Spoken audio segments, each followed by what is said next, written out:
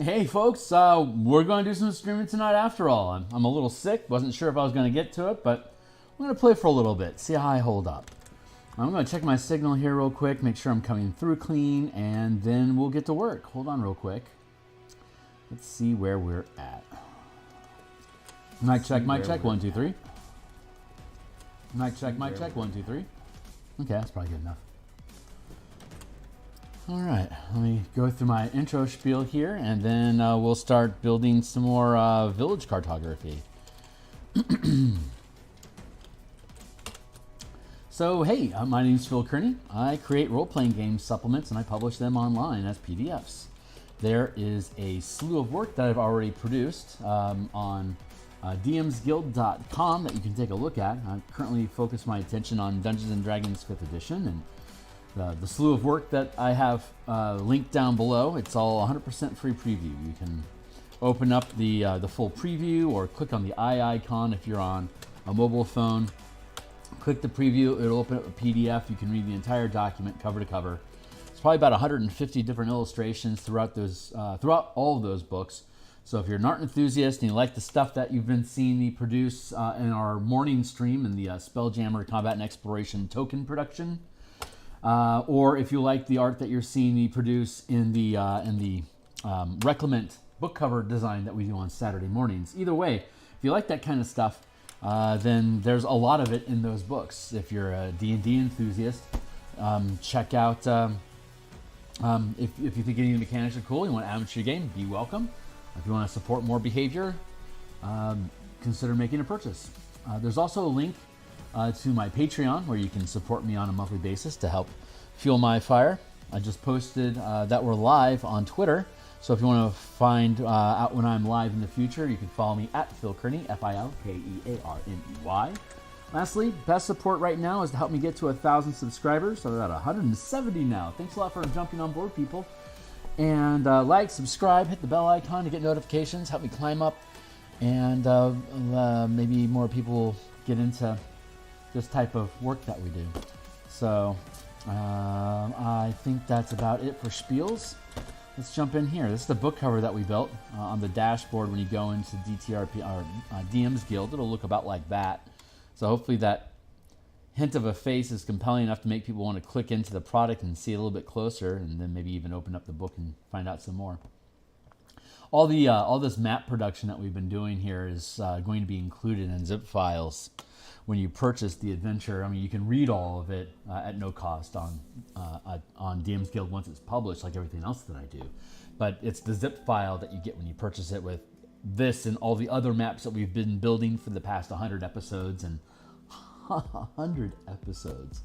Anyway, back 100 episodes, we've been building all the maps that you need for the adventure. Once we're finished with those, we'll begin the token asset production, like you see in the morning stream for the Light as Araxis conversion that we've been producing. That's also going to publish on the DMsGuild, and you'll be able to read that through 100% cover to cover. And again, all the assets of the tokens, the maps and stuff that we had built, those are in a zip file that comes when you purchase the document. So we are currently in a stress test against nature. We have the outline here of the scruffage that I'll need to do a little bit of cleanup on. And here we have one of the trees. Each one of these are separated out into their own layers, as you can see here and here and here. Anyway, I'm going through the ones that have locks on are ones that I'm finished with the trunks, and the ones that don't have locks on them are not yet finished. So let's zoom in on this guy and clean this one up. We'll see if I have anything interesting to say, or if it's more of a quiet stream today. So we'll see how stuff shakes out, and just play accordingly, right? I'm really excited about the zombie token that I created on stream this morning for Light as Araxis, because there's a lot of undead in this adventure, and it's fun doing body gore and stuff like that. So if you're interested in getting a preview of what the tokens may end up looking like for this Eberron adventure, you can check out my stream for this morning and see how I depict zombies. And hopefully you're excited about seeing all the creatures that we have brewed up for this adventure as well. Is they're going to be a lot of fun creating that type of a token for. There, and this kind of has like this twin trunk thing going on. I'm really into. Maybe like that.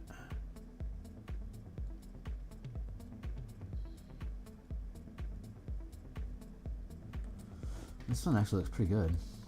Oop. This is incomplete. It's difficult for me to tell offhand, just like at a glance. I'm really respecting the AI process that much more, because I'm kind of the same way, that like you're out here and you got like a vague idea of what it is, but as you zoom in closer, you get more and more detail, and you get more and more detail, and but when you get really close, it's kind of sloppy. and so I'm going through here and cleaning up all the garbage that I laid down on this page. Salvage it, make it into something worth keeping. But I've had a head cold the past couple days, and it was particularly bad last night and this morning, but I managed to sneak a nap in today. So I'm going to, and by the time I finish stream tonight, my drugs will have worn off, and I can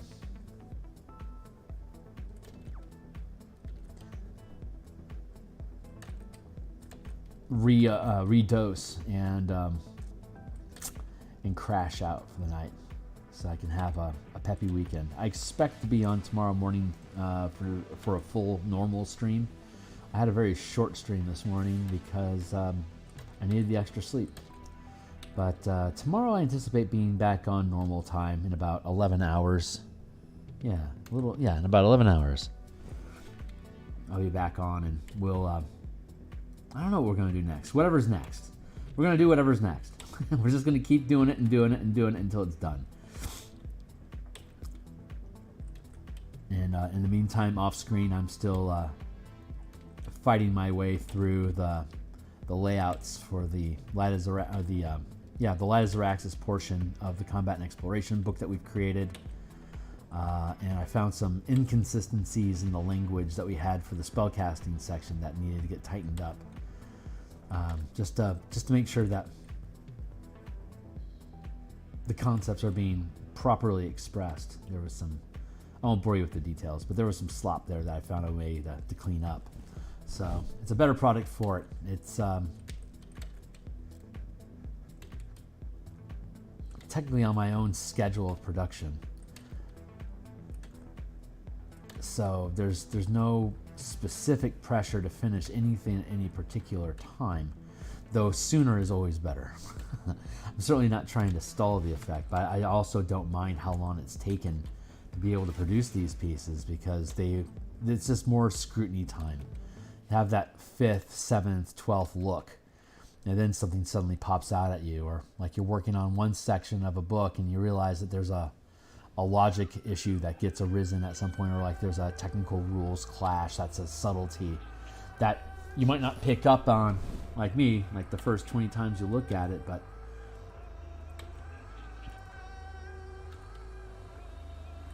lo and behold, it crops up, and then you fix it, and then you have to fix a whole bunch of other stuff that cascades from that revision. And at the end of it, you had to add a bunch of hours of production time to doing it right, but it's now done better than it would have been if it had been rushed out the door.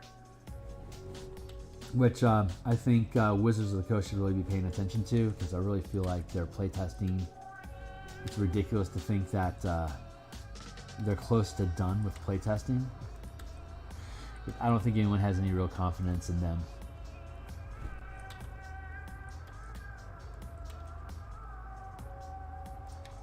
But as long as the rules are cohesive and there's something we can manipulate, then I'll end up building something out of it that'll be pretty cool.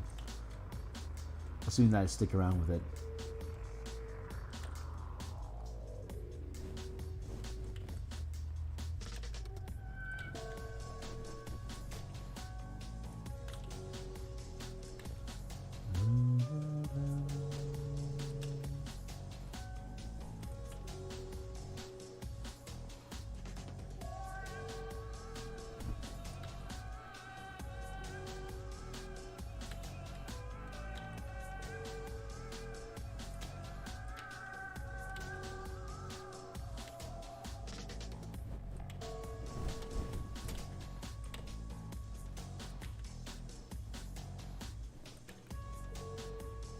Yeah, this stuff is like, it's a hot mess over here. Really got to clean that up. Boy, yeah, it gets dirty over here too. I have such a hard time. This is like water. Working on these branches is like working on those giant puddles of water in other maps, and that is just a thankless grind. It looks great when it's done, but oh, it is thankless isn't the right word. Unforgiving is what I was trying to say. It's just it is endurance work. Like there's a lot about artwork production that is not glamorous, and line work and texturing is often one of those things, or like pattern replication, like rows of windows or stuff like that. Whatever. Thankless production.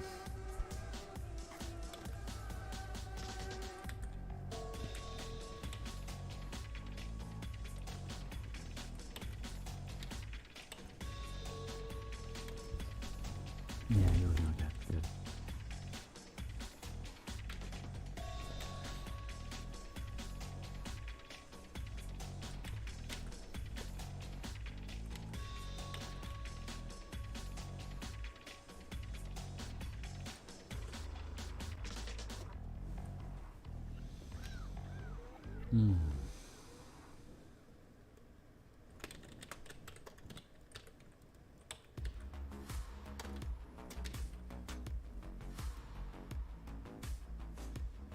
Ugh, none of this is done. It's all slop. It's all slop.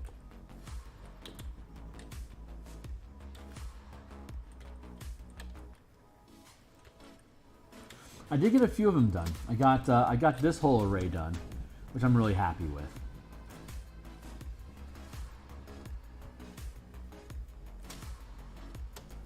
And I got this one done, and I got this one done. That one's not done.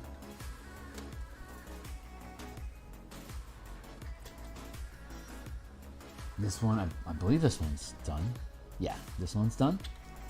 So that means we just have the one that I'm working on up here. I've got these 6. And then I've got this guy. So I'm going to, if I can get through this guy, I can then attack this one, and then I'm going to finish this one off screen, like I had these other bundles over around. And if I hit my if I hit my cope wall where I can't cope with it anymore, I'm going to move off of the trees and work on some rooftops. But this is just grunt labor.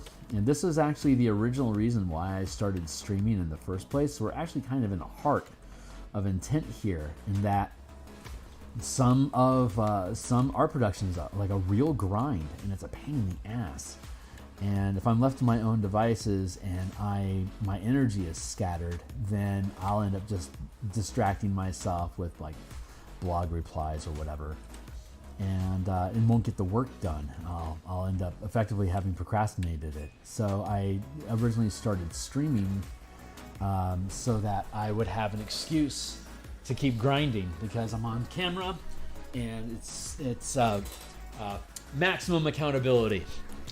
So this is actually why I started streaming. So it's so I can talk my way through the pain.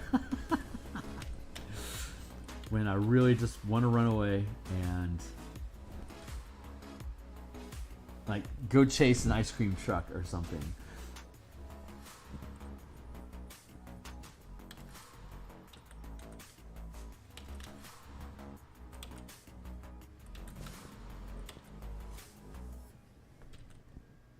I can hear the truck taunting me now with its joyful childhood memory songs. Nigh shall I leave my chair today, accursed songs of the devil. You want ice cream. You cannot resist ice cream. Ice cream is delicious. You want ice cream. anyone's familiar with Invader Zim, they used to have this fascist, like, Eastern German bloc announcer that didn't play any music. It was just someone screaming at you, "Eat ice cream, you love ice cream." It's awesome. Invader Zim is just, Johann Vasquez in general is just really freaking funny. If you ever have the chance to encounter Squee, Squee, the original comic series that Johann Vasquez had created, it's just random insanity, like the tickle me Elmo doll that damns your child's soul, forces you to become a monster.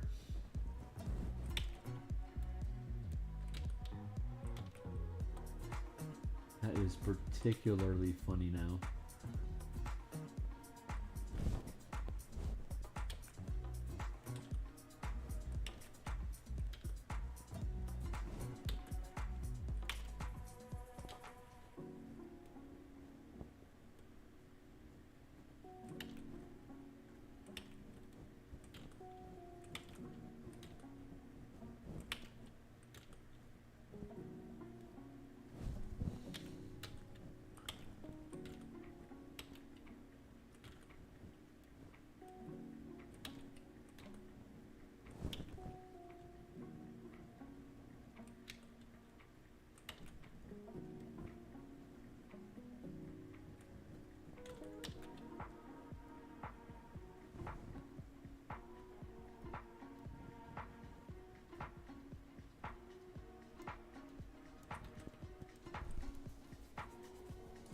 Tree branches are really fun to do, especially like when you have little crooks and bends.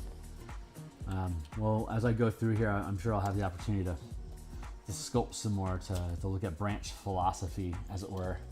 My God, there's lots of shit to do up in here. Glarbles. All right, let's keep at it, Kearney. You haven't hit your wall yet. You can keep pushing through this. Although just hiding away in rooftop design is awfully tempting. I will agree.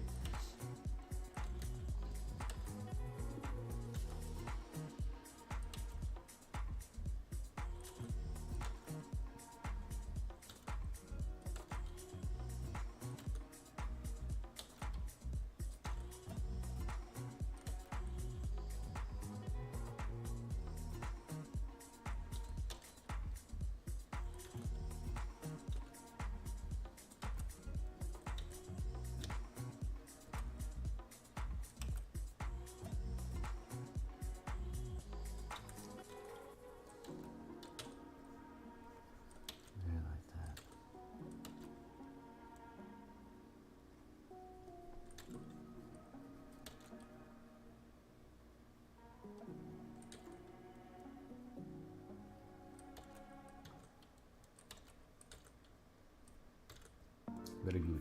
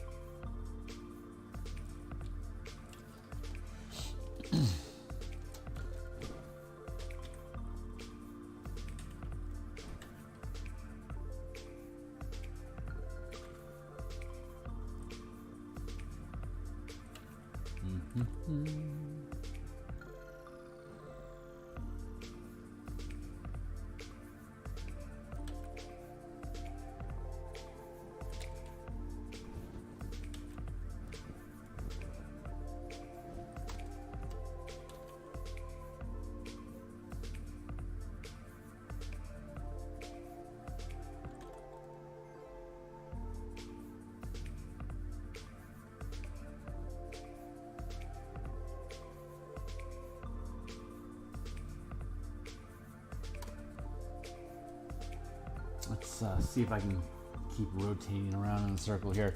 So when you're making branches, you got to make sure that you're not having too much bolt too far away from the core. Like this branch is a little bit too long for the amount of mass that I got here. So I'm gonna just shorten it up a little bit. Creates another opportunity for a little nook crick here.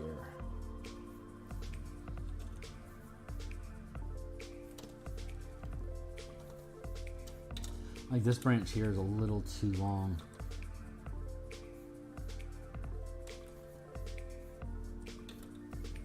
That'll work. And I'm gonna shorten this one up a bit.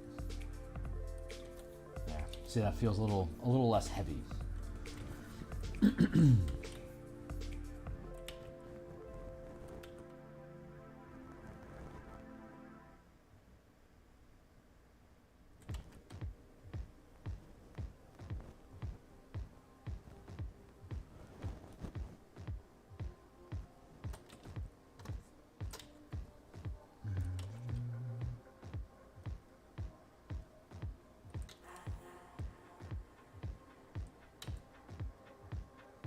Take the whole structure here, pull it in a touch like that.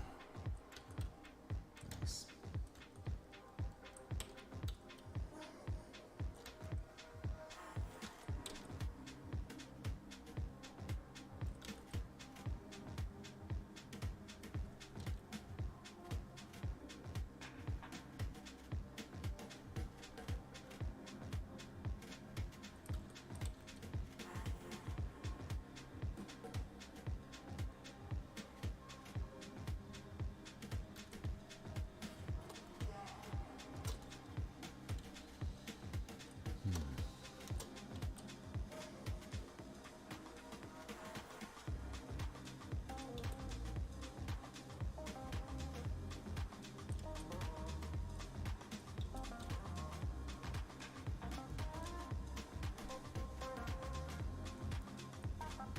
That feels okay.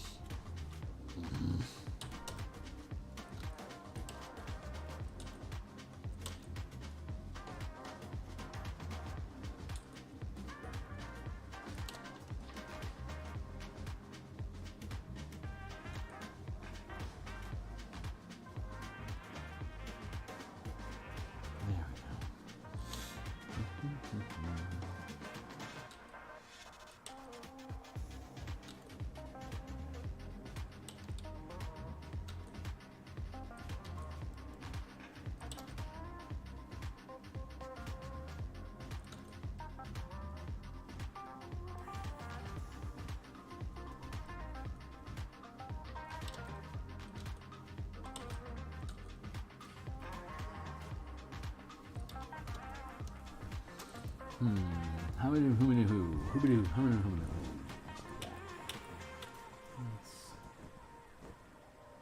Let's trim you down. Let's pluck that and push it. That feels better.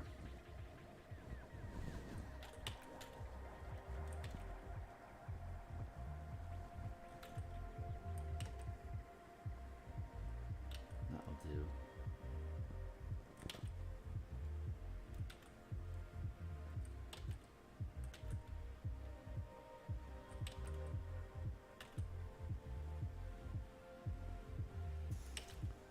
Should be able to take at least some of these trees, pick them up, and drop them into a separate grid as just a random forest sort of thing. Each region has there's two major regions. There's the forest, and then there's the manifest zone inside of the forest, and both of those regions have various optional encounters that are like more significant than a random encounter, because they have like they're not truly random. They're plot points that can be inserted as like additional narrative information to help provide more clues or leads for the team if they need them. So they're optional encounters, and each of the optional encounters comes along with their own map. And so the forest region has therefore a slew of forestry that needs to be placed in separate maps, and in the manifest zone, it's more like a poisonous swamp than a forest anymore. So there needs to be a different type of map provided there. And these can be just little vignettes, like 30 by 30 little spaces. But I can also have a randomized page that you can just drop assets onto a large empty grid, and give you like 10 random trees. And so if you're building encounters, you can just slap down a stack of trees onto an empty grid and be good to go. So, stock art type stuff. So these trees can act as the beginning components for that sort of an asset pack.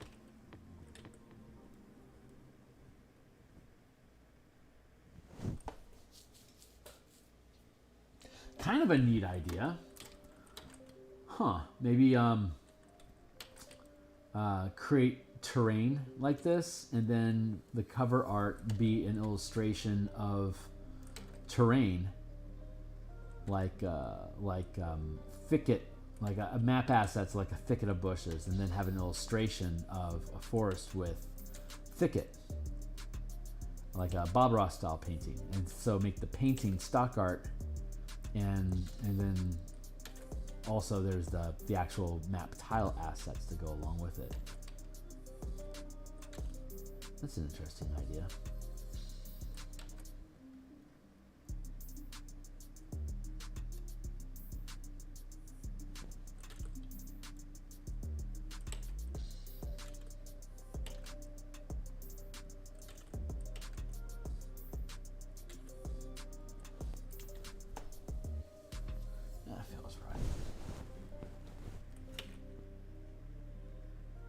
See, this is as thick as here, so I have to thicken this up to warrant it being rooted to the branch and being able to maintain this weight. It has to have extra girth. But then this extra girth starts encroaching on the girth of its supporting branch here.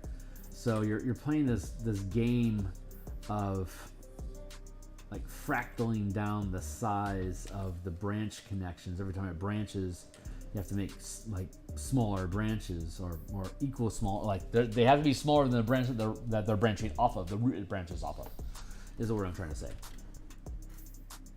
So I can't have a thicker branch out here than down here because it'd just break off. That doesn't make any sense. And as such, there's tensile strength that these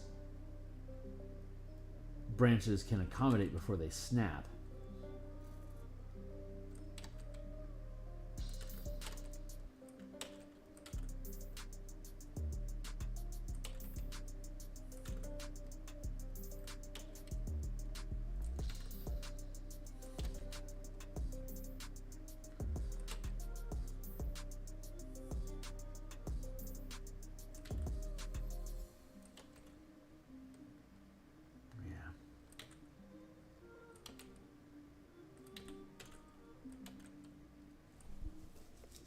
There.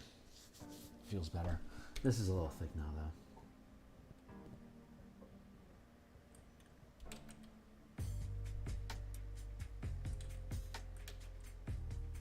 There's like an invisible line that goes through here, and an invisible line that goes through here.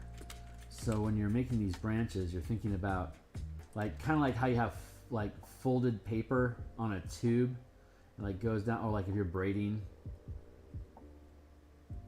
like how it knots up when you're folding paper over each other like that. I don't know if this makes sense, but like you can fold paper around like a stick, like this is generally how it looks when it folds. This creates these like little nooks.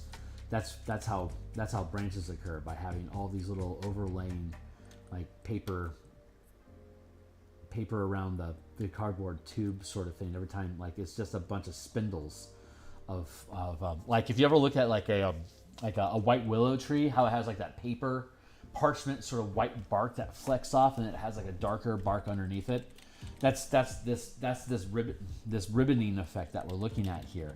So if you extract that idea into like clumps of clay, and if you imagine like the bark on a branch being like snakes of Play-Doh, right? And then you're like braiding those different snakes together, and then you're squeezing them all together into one lump. That's kind of what a branch is. Like this branch does, like this, if this is empty, right, and I have these three things here, this is going to be like that, and this one is going to be like this, and this one just goes down the middle like this. So this bulk that we're getting is coming out like this, and then it's circling around, and then it's pushing this branch out here, and this smaller branch is here, and it's hooking around, and then you see it's merging in here, and now it's into the larger branch down here. So that's how you can get these geomorphic shapes for these branches and make them look good, but you just have to make sure that you taper them off. That's an exaggeration. I mean, you see trees like this, that's literal, for depending on the breed of the tree. But the type of deciduous that we're doing, it's a little bit, I don't know, like, God, I almost want to say like stoic. Like it's not so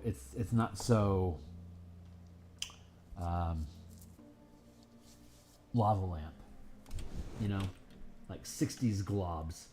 It's more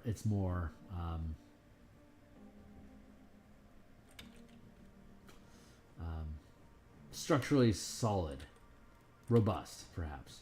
I'm not sure what the right word there is. But see, now you have this interesting little crook going on there, and this just tree has a little added pepper to it. Just a little pepper on it, a little pepper there. So this is obviously the main branch, so I want to make sure that it stays strong, and that these other ones that are branching off of it are smaller. The largest branch, the largest branch in the fork is the strongest branch. So you want to make sure that the strongest branch is the one that goes furthest. So you have here, this one's thicker, and it's not going the furthest. This one is, and that's a thinner branch. So we need to think about, well, maybe that is too long. So here, hey Hornetico, it's good to see you, man. I'm gonna do like that, shorten it up a little bit to get that ratio better. Because if I overextend it too long, it starts to get its length causes it to be too heavy, and it falls wrong. So you got to think about how much weight you have pulling away from the trunk, and how solid is the trunk to be able to support this much branch. And that's how you hem these things down so that they feel right, because they're obeying just normal mass laws, you know.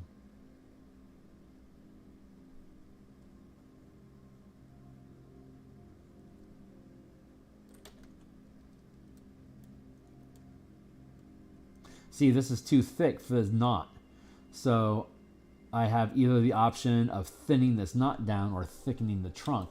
And considering how much distance it has from this double trunk effect over here, I want to thicken this so that it can support the full breadth of this major branch. So that means that everything gets thickened along the way, like that.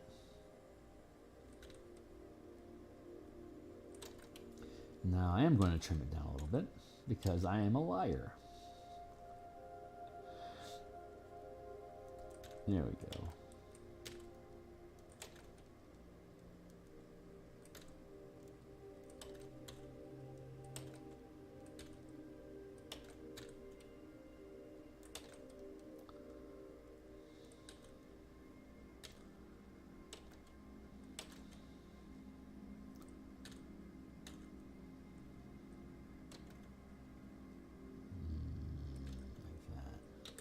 See, this guy feels too long, so I'm gonna pull that in a bit.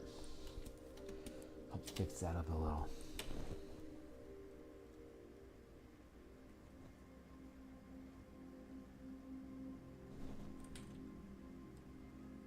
I'm gonna thin that a touch. Yeah, I'm trying to balance, again, the length, the width, and the breadth of how this branch hangs so that it feels earth normal, you know? Earth normal.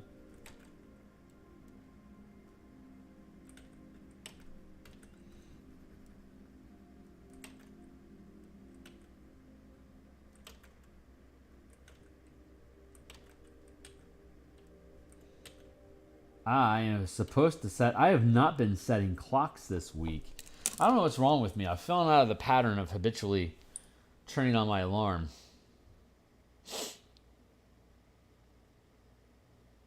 Nah, we still have like 100 minutes of fun ahead of us. I'm going to drink some apple-flavored sugar water with vitamin C injections.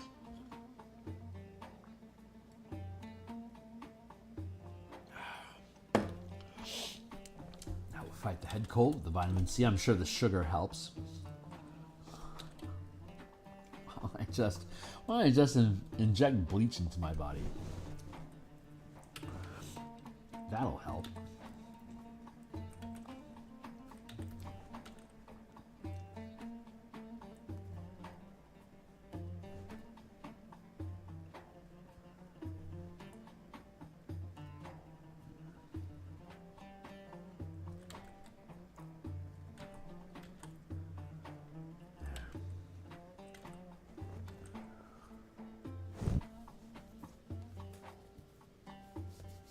That feels okay.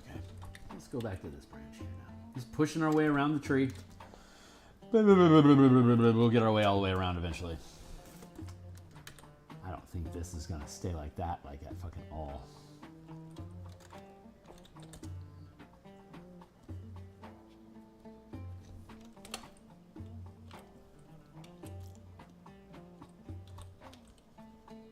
Oh, yes. Just like that.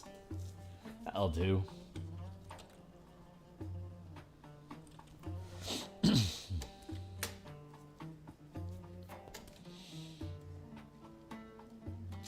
Why was I chasing this? I'm sure I had a good reason.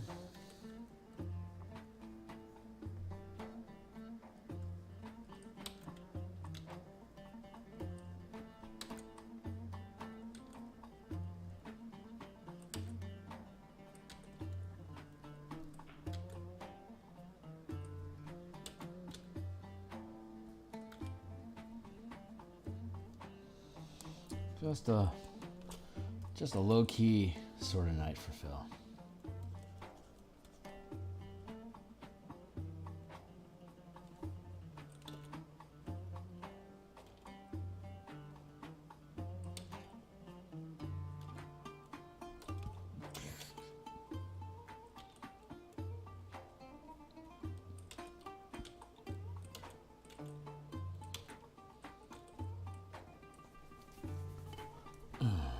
Now I'm just distracting myself.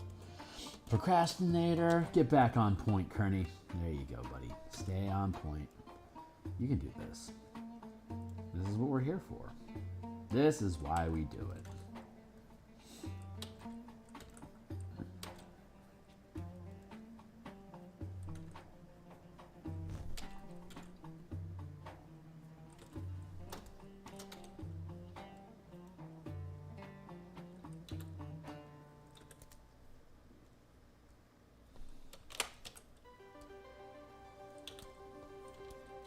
Better.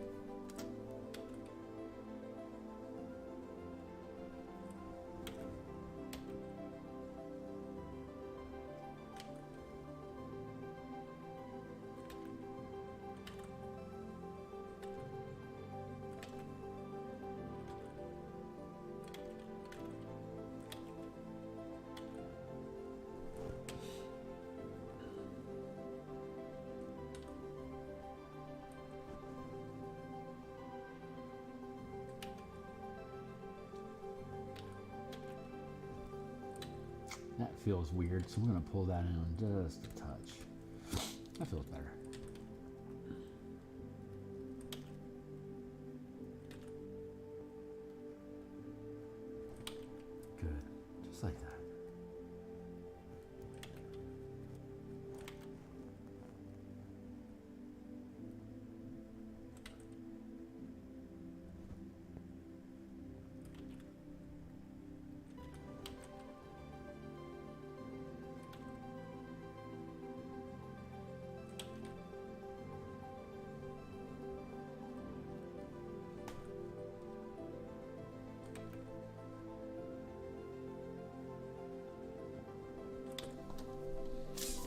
Not bad.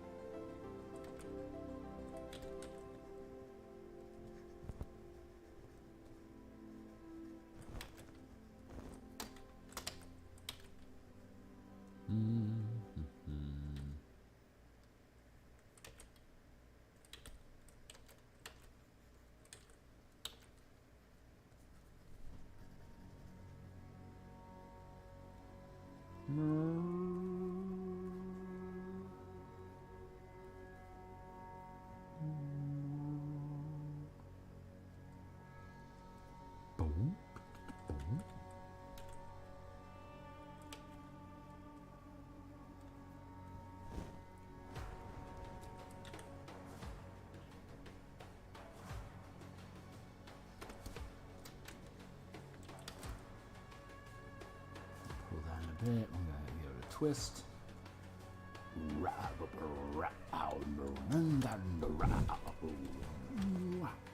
Twist.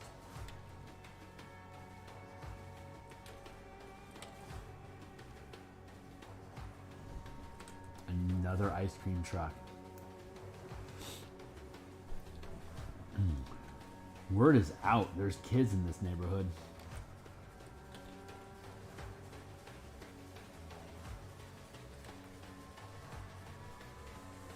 They play different songs.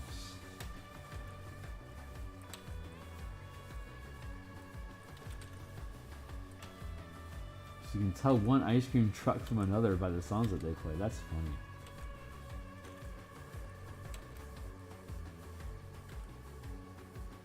I don't know which one's which, but but there's always the same songs at different times. So it's different trucks. I just don't remember A, the names of the songs, and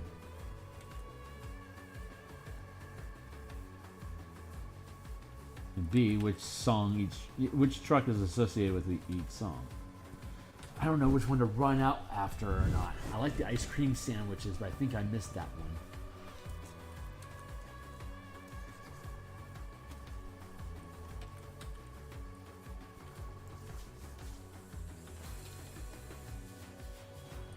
Boy, what a hot mess over here.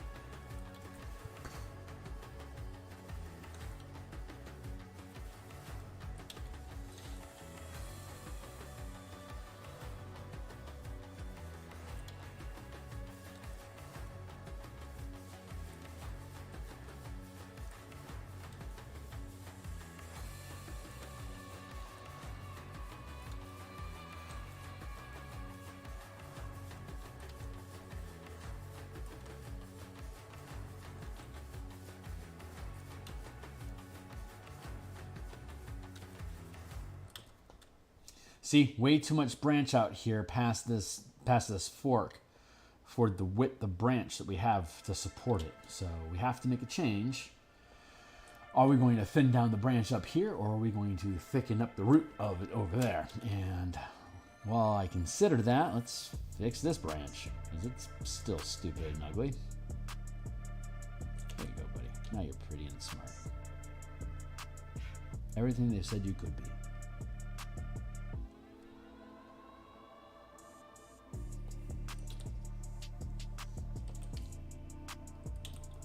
Shorten that up a bit. We're going to trim this down so it's more of a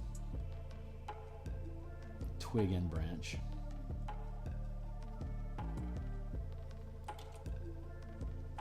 Twigs are just trees' fingernails.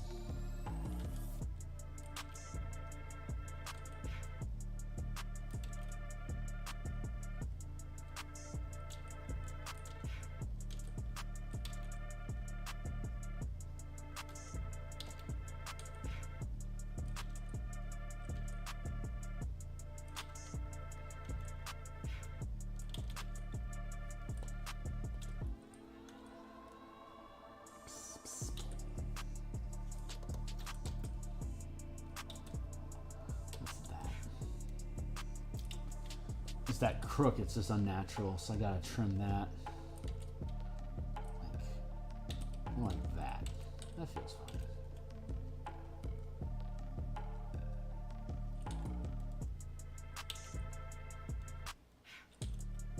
There.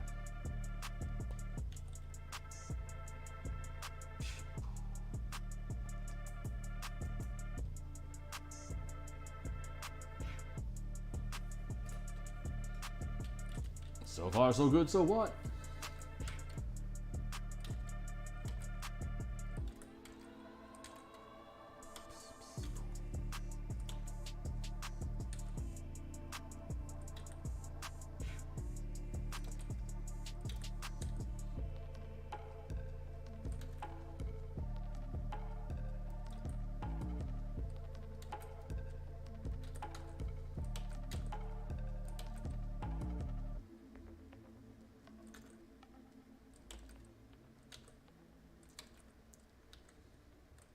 See that twisted parchment coming in here? There. And these joints are natural spaces to have new branches growing out and getting snapped off into twigs someplace. Like here, it didn't make sense to have a branch. So I trimmed that one. But that leads into a twist here, which buffs that out, which means having a branch here makes sense. I want to trim this down accordingly. Continue to trim that up. There. And that's how I get pretty good looking branches. I think they're pretty good looking anyway. There.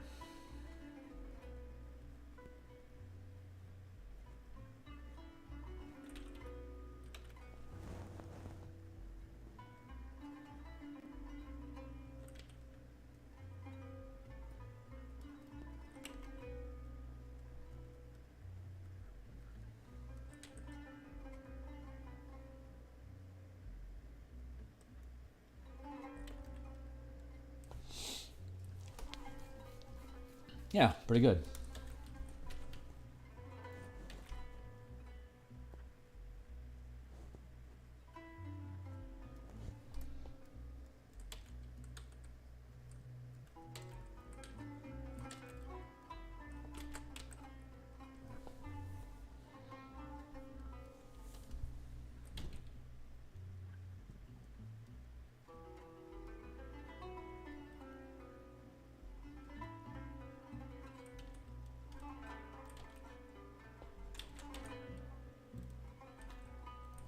Like that.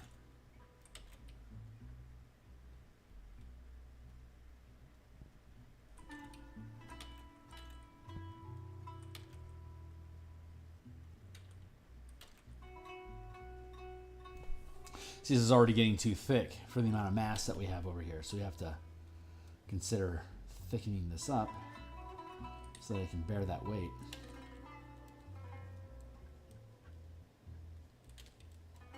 I mean, this little nook here is making less and less sense, but here it makes sense.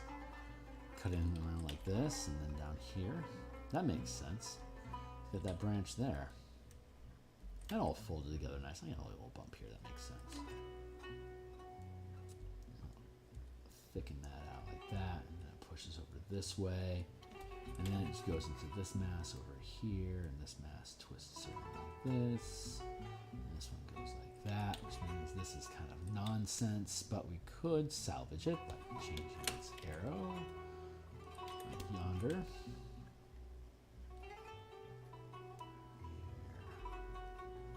This flows across like that. So I have to start making sense out of this branch here, which is coming out like a really just like not organically. So we'll have to fix the language of that structure once we get to it. But I'm starting to bounce around the tree on a tangent. Let's see, what can we do here? I think we could make this curve out a little more naturally like that.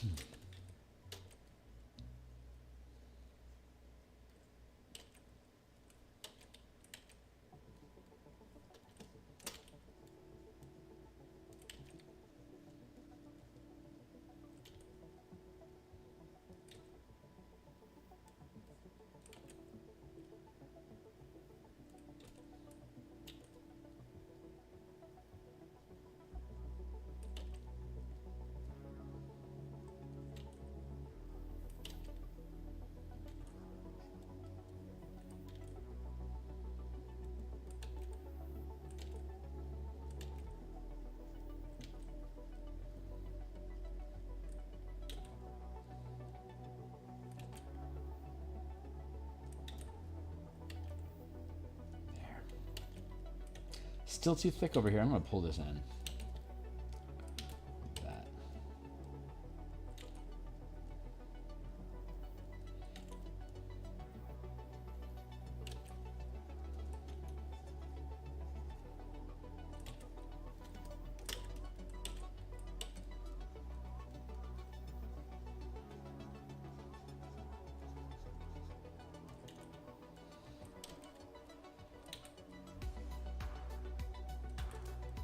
No. Oh, my gourd. Thank you. What? What the what?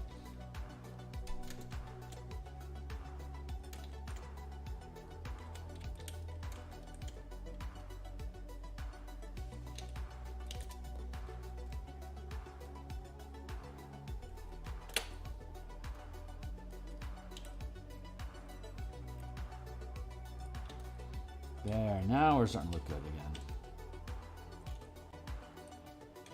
Maybe. Maybe, baby.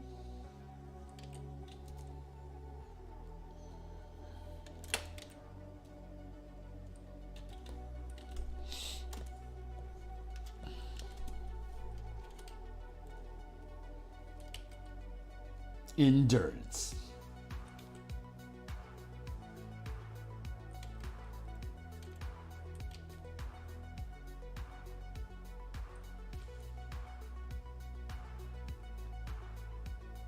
God, I think it was on like the USA network back in cable in like 1997.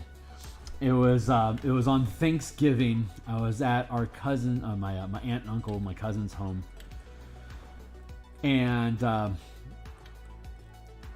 there was a football game they didn't care about. They were huge football fans, but there was a particular game they were bored of because I guess it's because it was a blowout and it wasn't the major game they were interested in seeing that game. So they were bored, so they started flipping around. And we ended up stumbling into the USA Network, and it had this show called Endurance. And what it was a Japanese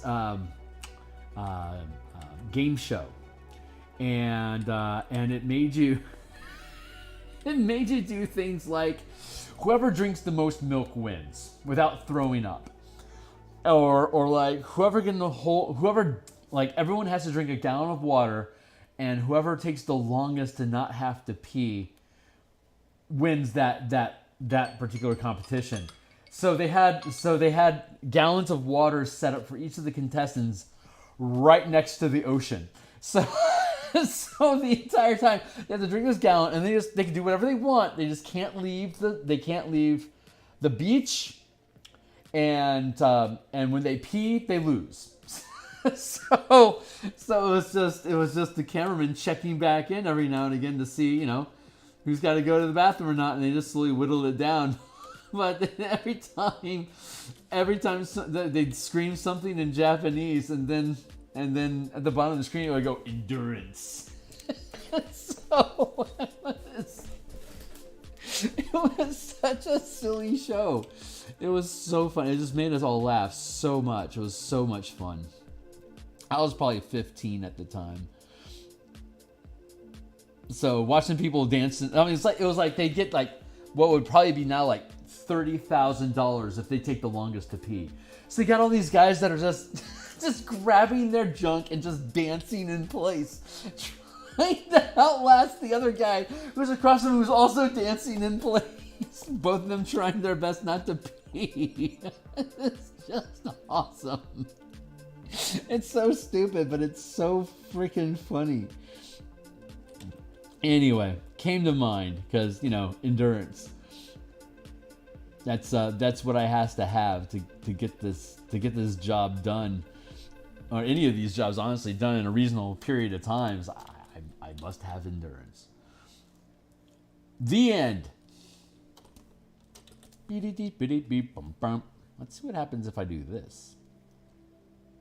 Huh? Hey? That worked. Hey, come on. Everything worked out. Everything worked out. It worked out. Ooh. My body says, oh. Maybe I'll be going through my own endurance test. Birdie's coming.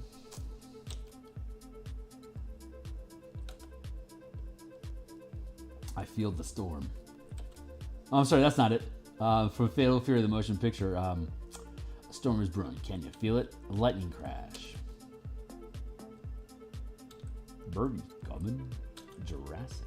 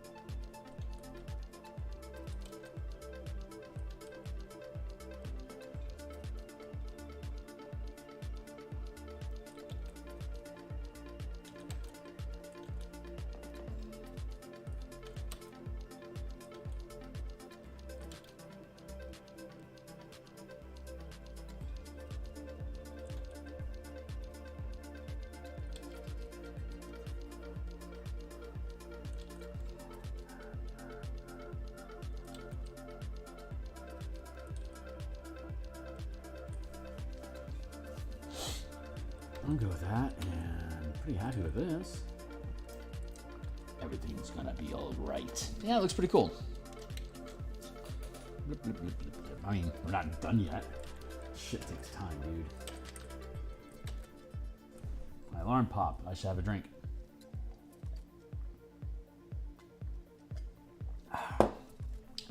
Apple flavored sugar water. Recommended by doctors for some reason.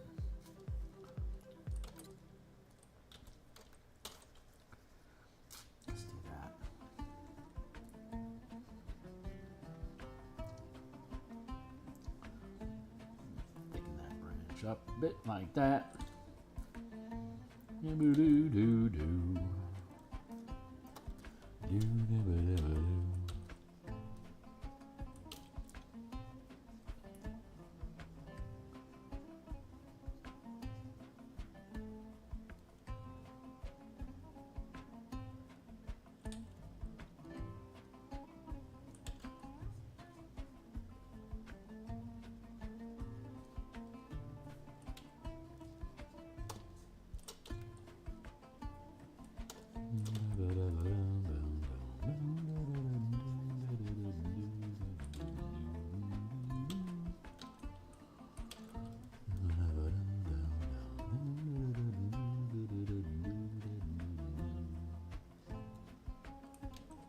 I do like this music. Light, but not trite.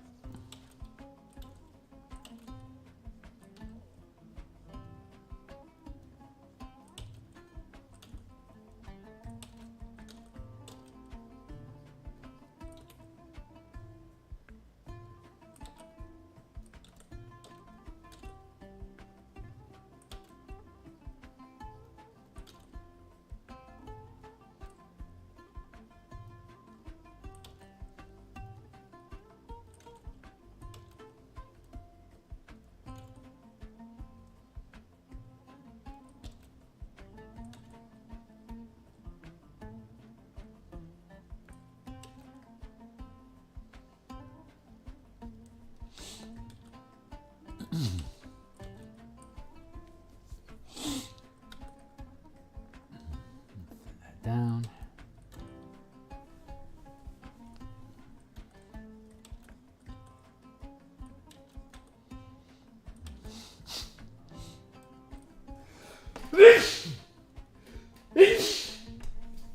Oi, excuse me. Someone's talking about me somewhere.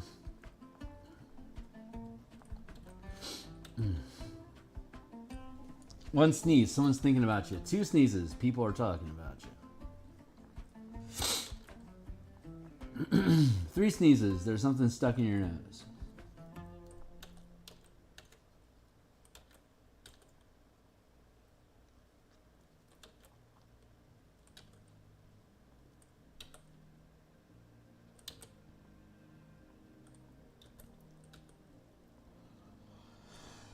I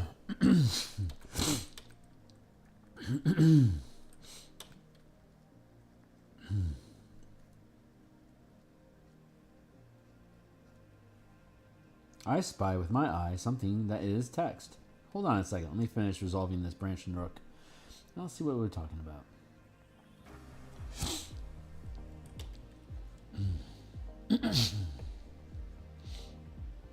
Hey, Metro. Hey, man. Went out to big city today to watch a movie in IMAX. Wondered if you enjoy the theater experience. Oh, with my vision? Yes, absolutely. Love, love, love, love, love the theater. It is. I have a 70-inch monitor. TV that hangs above my my fireplace, and at 10 feet, it's difficult for me to read captions on it. But in the theater, I have no problem as long as I sit like most most amphitheater seating has like the front rack that's like at an angle like this. Like if the screen is here, you have the front rows, and then you've got like the amphitheater sitting here, and then you've got that walkway in between. The very back of the front section, or the very front row, back 3 rows, so that 3-row range from the half mark. That's my range. That's best for me to see things in the theater. Like I can read subtitles from like halfway through the auditorium to the front. And IMAX is this makes it even easier. Yeah, I have no difficulties in the theater whatsoever. The monitor that I use is a 32-inch monitor. You can here's the edge of it, and it is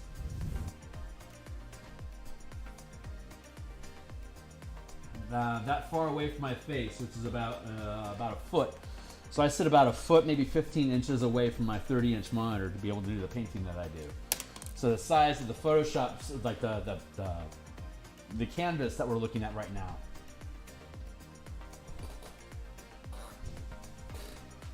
it's like that's how big, that's how much real estate it takes up on my screen right now. It's a good 15 inches of the 30-inch screen that I have is a good 15 some odd inches wide of space, and I'm still sitting a foot. Like I can almost, like this, that's more like a foot. I can almost touch my nose. So I'm about a foot away from my screen at all times. You could probably do all this from across the room, but I have 2200 vision, and that's because my eyes don't have resolution. Basically, I have like a really low-fi setting on my eye camera, and I have a hard time with like any kind of a zoom function. Like if I want to zoom in to look at something, I have to physically move my body to get there. I can't just look at it and it'll come into focus for me. I have to physically walk to it for me to be able to snap into focus for me.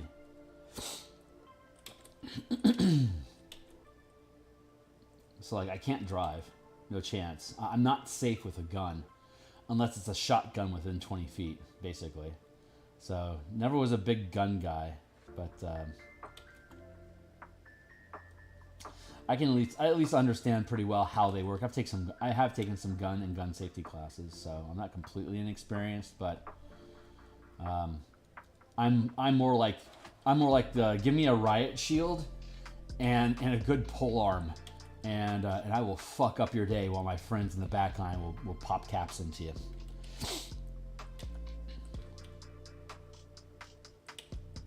Because within 6 feet, I see pretty damn well. Look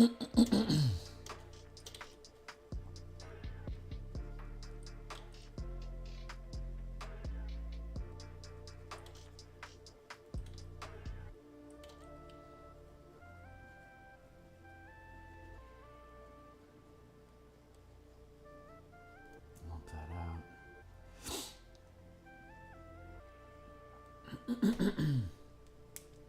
Just crossbow instead.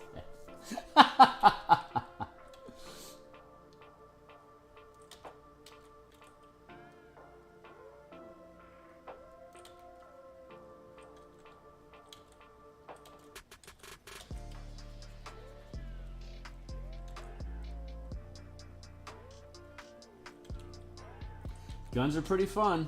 It's interesting. Most techniques that like good a lot of sword techniques in Japan are easily translated into guns because a lot of the there's a shitload of slicing and like slash attacks that one gets with like a tachi or a katana, but there's also a lot of piercing attacks, and all the tactics and way that you move your body to be able to optimize stabbing attacks, like spears, for instance, is kind of like a rifle.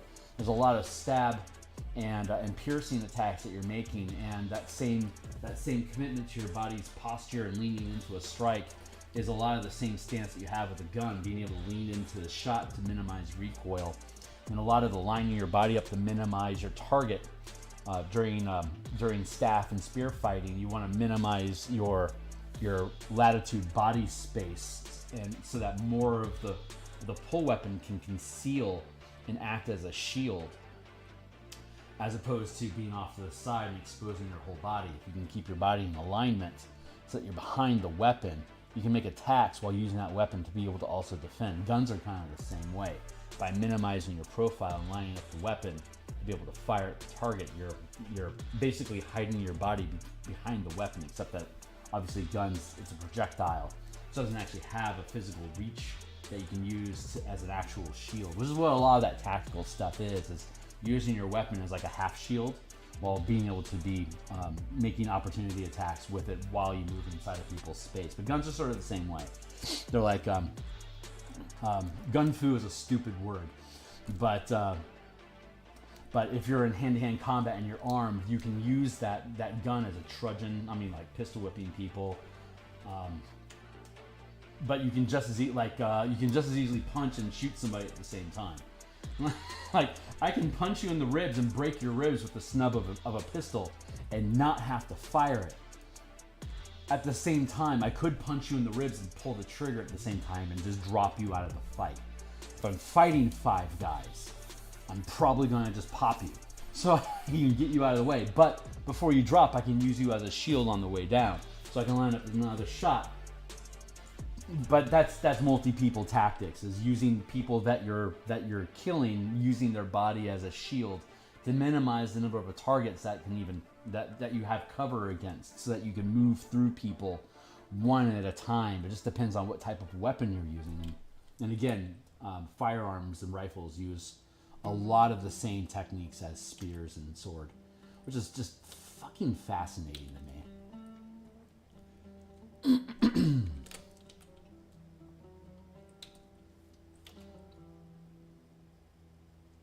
But hey, that's training in Arizona. Go Red. Go Red States.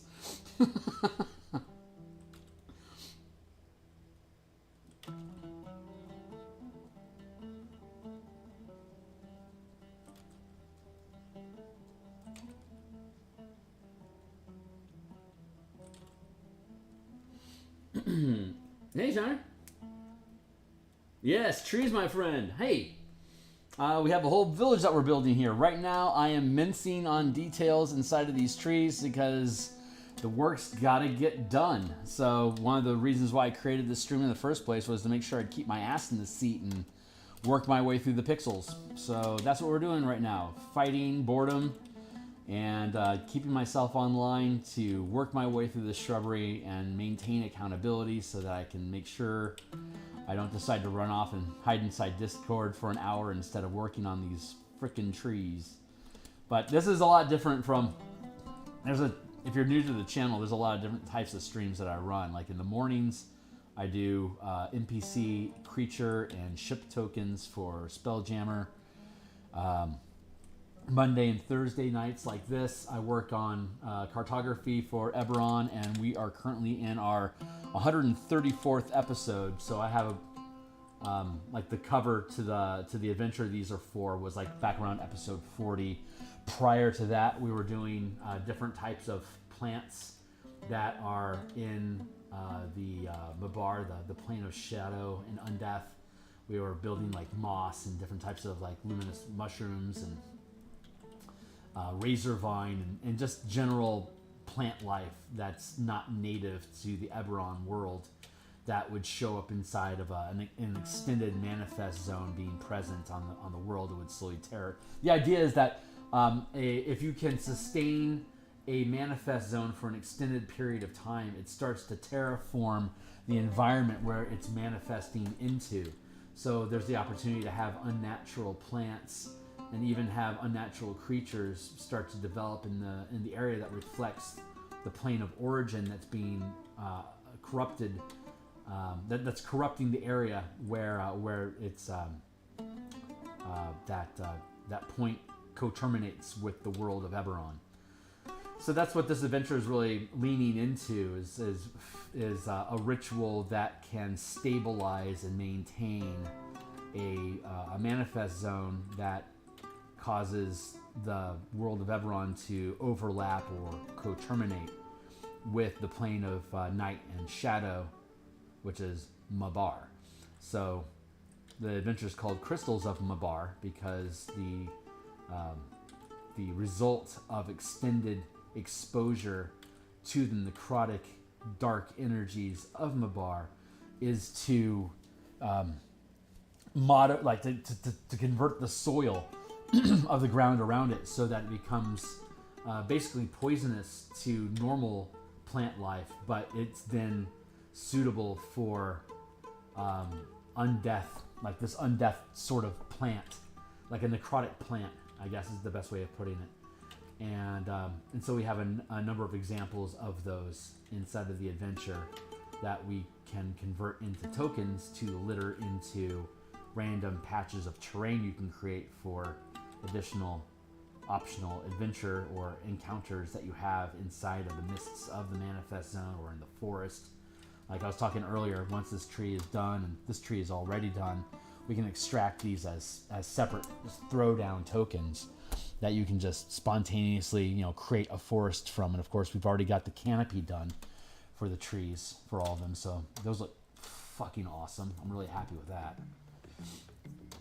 But yeah, once we get those done, we'll have we got all the grass here that we've, another 20 minutes, take a sip.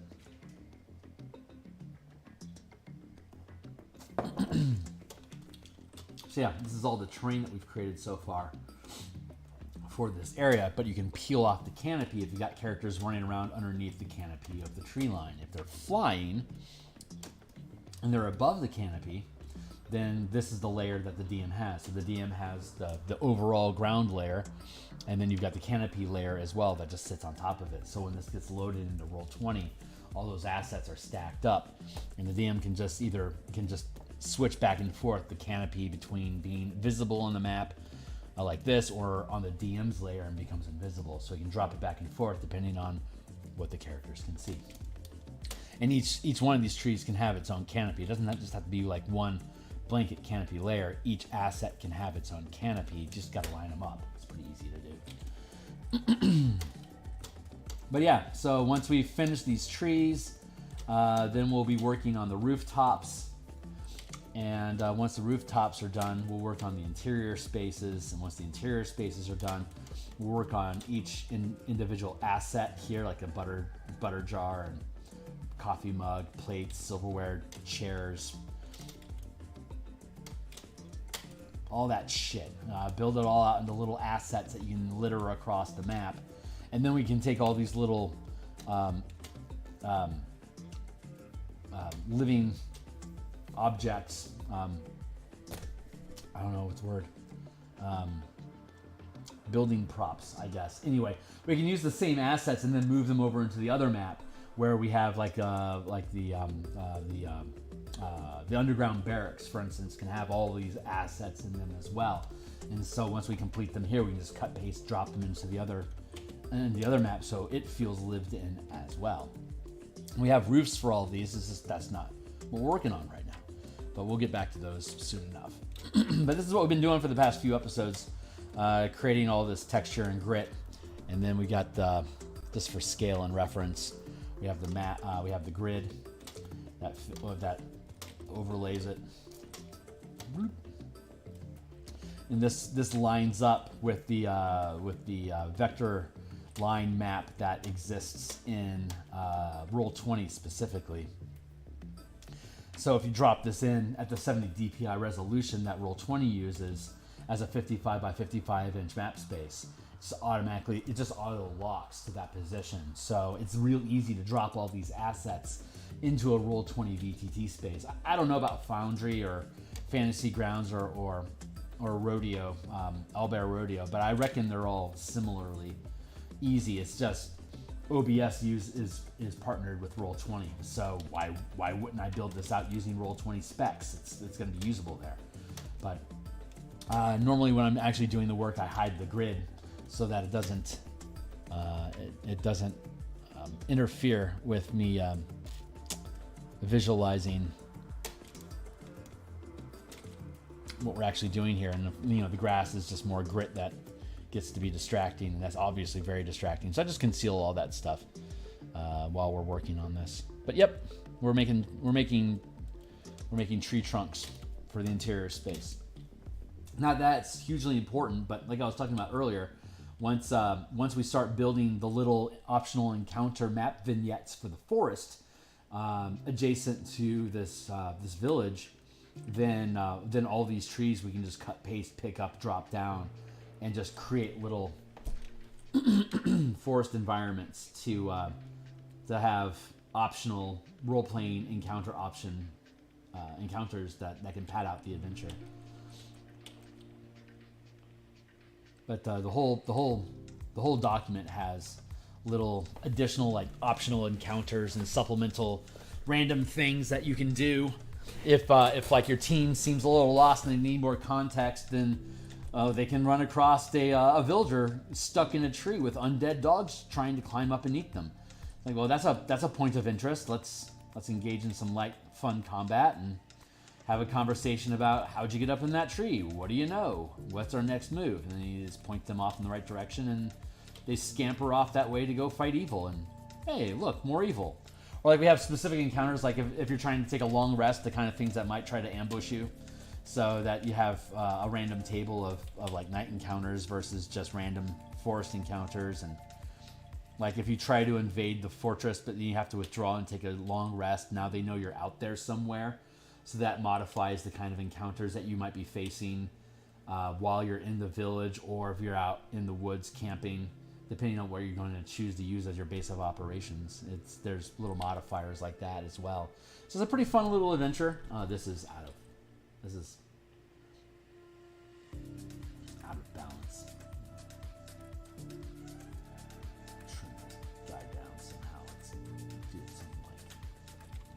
do something like this.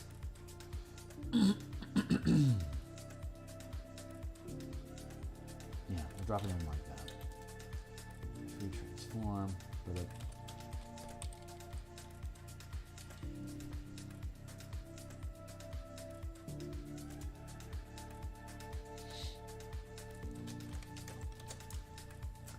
Cool, baby.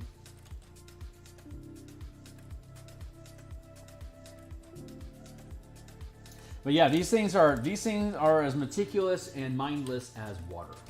I spent probably 30 episodes just painting water on all the different maps that have flooded areas. It's lots of water iconography throughout this adventure, and that shit is grueling work. But these branches are equally fatiguing, just because it's structured chaos. You know, like I was talking about. Well, if you catch the earlier portion of the stream, I was talking about the process of building out the nooks and angles of branches, how it's like twisted parchment. That was a fun analogy. I enjoyed that one in particular.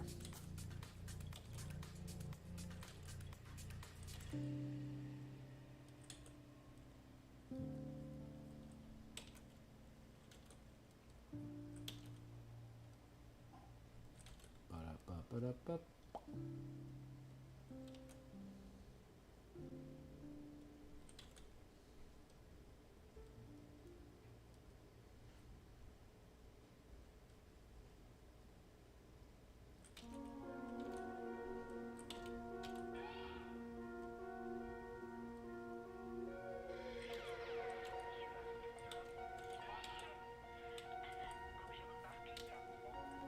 Broccoli.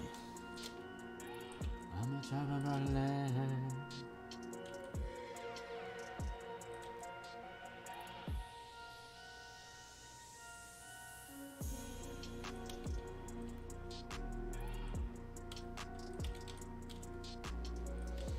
Now, since this is the longest branch, it's the most significant branch, which means it's going to have this outer edge has to be light enough to be supported by this branch down here. The general rule is dropping by maybe a third of size for every branch that you have, which means that this whole length can't really be any more thick than this is. That's a whole lot of road for such a thin branch, so it wouldn't survive this long at that length if it didn't have some sort of reinforcing factors, which means that this is too thin. I can thin it down like this to help set a ratio here, like that's the minimum thickness. Currently, this is the maximum thickness. Is that ratio good enough? The answer is probably going to be no. But I'm going to go through the process of thinning the outer layer here just so we can get a better eye on what kind of ratio we have here of mass, so we can start getting a good read. And this is crooking off at this angle. It just makes absolutely no sense whatsoever.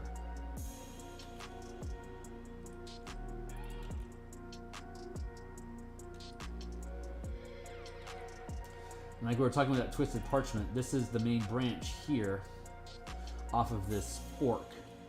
And here's the root of that fork, which is thicker than this is. I need to thin this down again, like that. But this is branching off this way, so it needs to have, it's going to twist its way around like that, around the branch, but obviously much more snugly. So we're going to do that, and then that, and then trim down that a little bit. Now we have a pretty organic looking extension.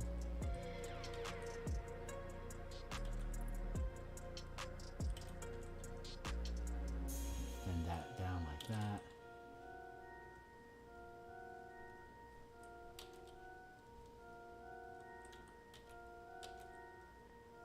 See, that's a pretty good looking branch, but that means that this, as the smaller branch off of this now needs to be significantly thicker. We've forced ourselves to add bulk here to support the weight of this side branch and all the weight of the main branch. So now we have to thicken up the whole thing and push it out a little bit further, like that. Now we have this cross here, so we have to put a fold, I guess, for lack of a better word. Have to fold there, and then pull it into the mass, thin that down. Since that's a fold, that, and then it crooks back in, and now we have a fairly realistic branch over here.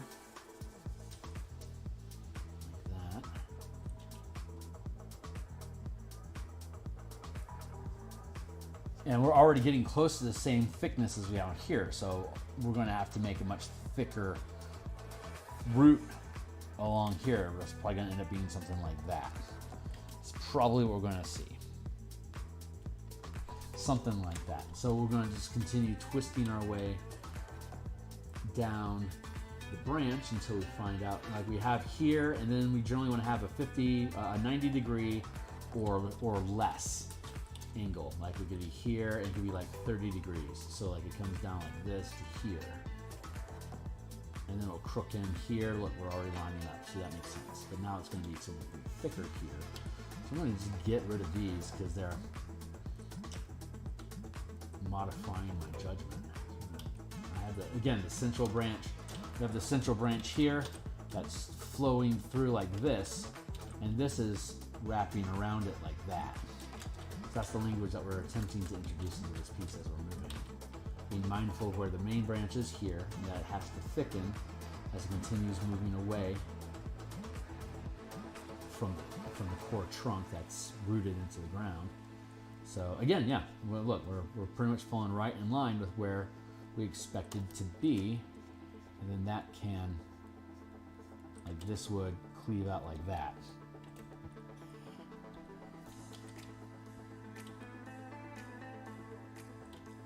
So you got them going like that and that.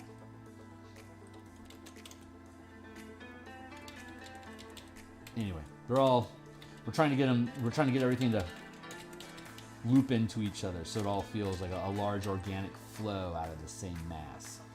That tends to make the eye go, that's a tree. But it's fun. It's fun breaking the physics down, because then it becomes pretty easy. It becomes really intuitive to be able to build out the organics of it. And then it's just your own specific, like once you know what the rules are of design for the structure that you're building, then the art of it is how do you express those specific angles and lengths and crooks and switches and bends, wherever it inspires you to place them. That becomes your language of your forest.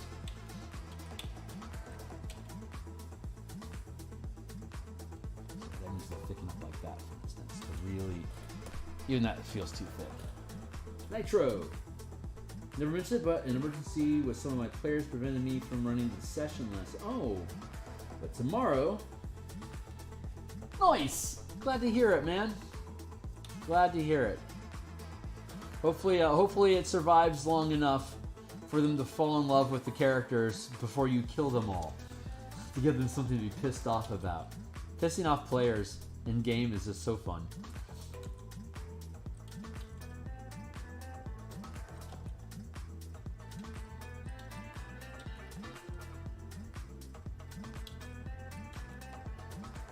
I try not to always punish them for falling in love with characters inside of the game. Like, you don't always want to use their favorite NPC pet, as it were, as a leverage to force their hand to make them feel boxing, because then they're just going to stop trusting. Like, they're going to feel burned and they can't fall in love again.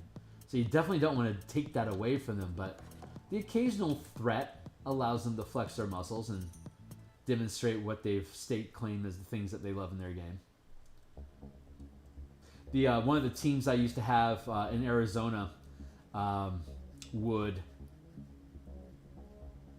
in college as well, before I moved to Arizona. God, I've had a number of groups this way that would really fall in love with like a particular pub, or like there was a tailor shop at one point. There's always they always have like a pet project of something, of some NPC, some business, or some sort of guild organization, or something that they just kind of glom onto, and it's like, we just want to make this thing better because we have the resources to make it better. And then just dump 12th level characters making a shoe store better, like using fabricate and creation and shit like that to create impossible footwear. So to make them like legendary cobblers known throughout the kingdom. Now, they did that with one of my teams did that with a tailor shop, just so that they could bend the fashion trend inside of the kingdom enough to get an audience with the king, because he wanted new clothes. And your character and the team had built enough of a reputation through this tailor shop that we will build you magical clothing. And the king's like, I want magical clothing. Aristocrats are getting magic clothing. I need to be on top of this trend. And they weren't trying to assassinate him or anything. They were trying to actually get him to issue military to help them clean out a forest of, I think it was hags they were fucking around with at the time.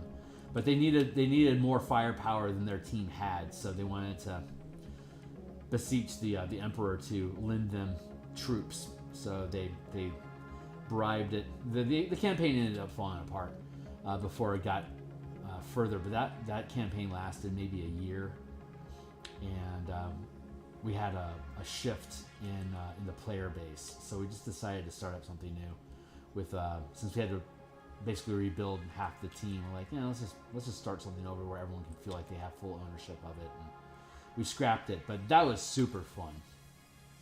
I've had teams do that with a tailor shop, a shoe store, twice with pubs, an inventor's shop. and a pirate ship. So it's a trend that's been repeating. I don't know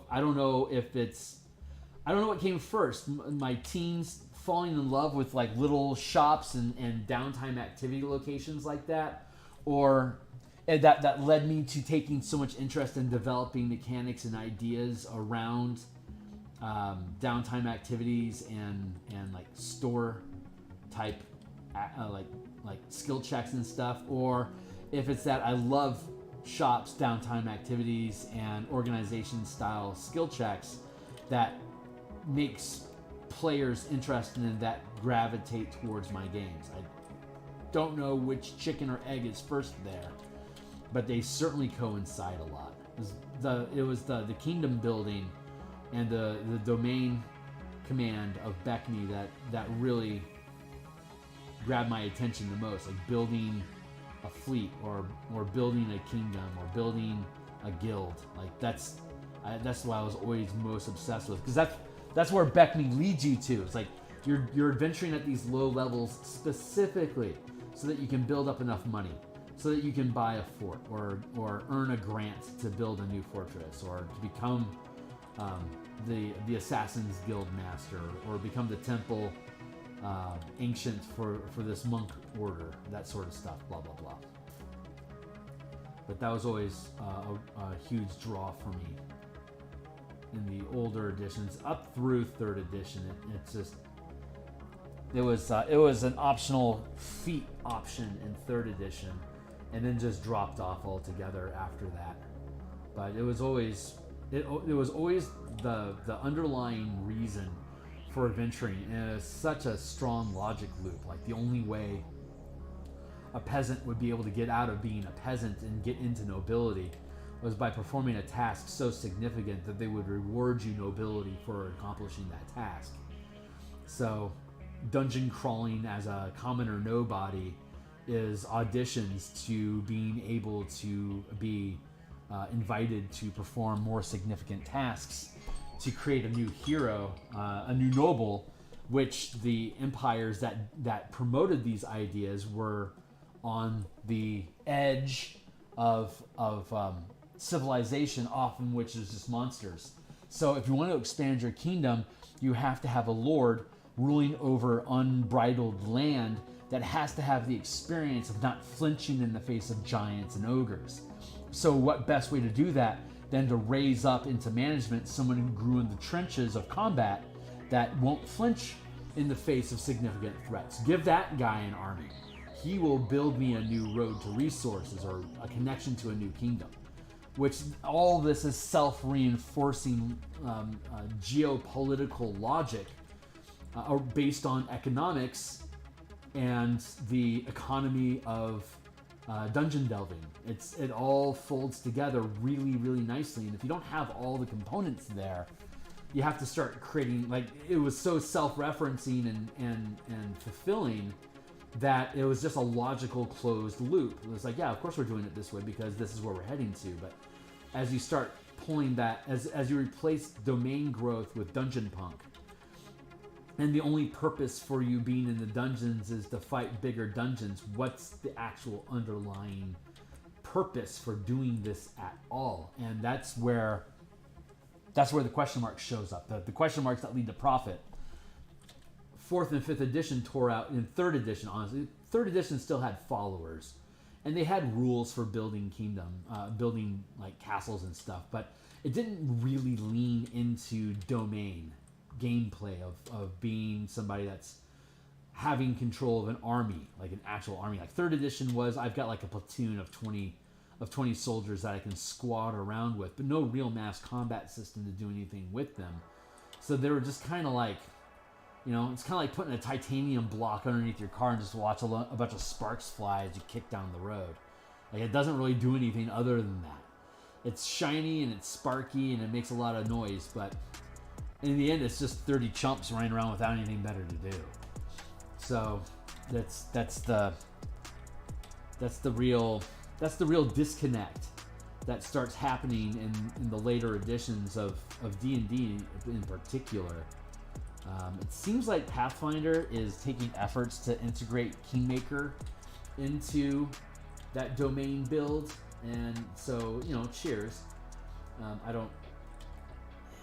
It seems okay. I mean, it's Pathfinder, so it's overly complicated. But if you want that depth of fiddliness, then go for it. It's a little too fiddly for me.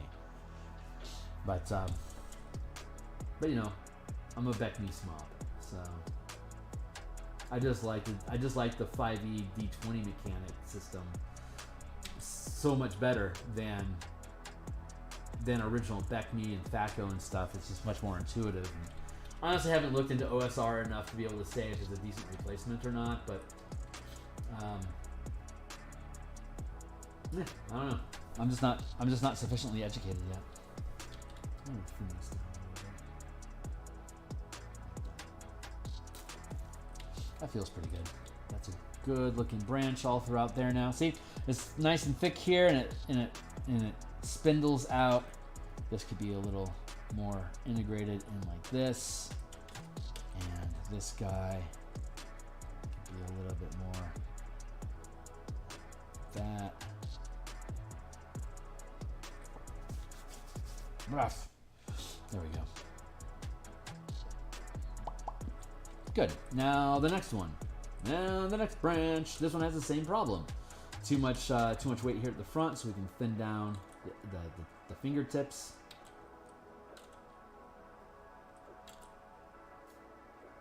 This is the longest part, so this is the main branch. So let's build the thick of it.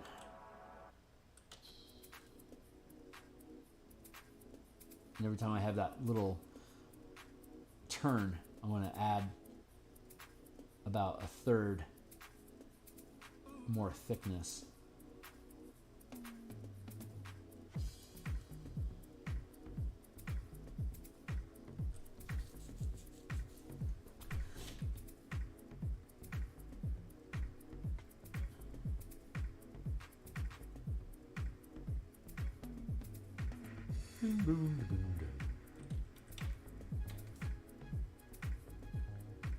Crook, crook.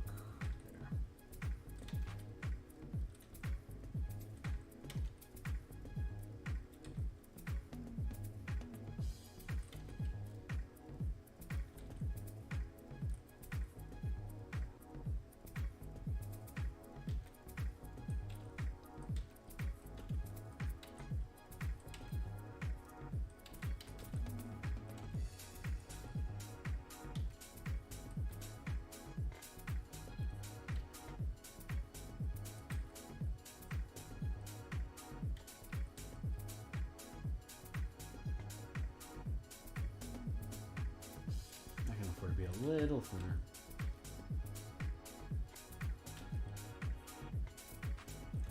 Actually, let's do it like that.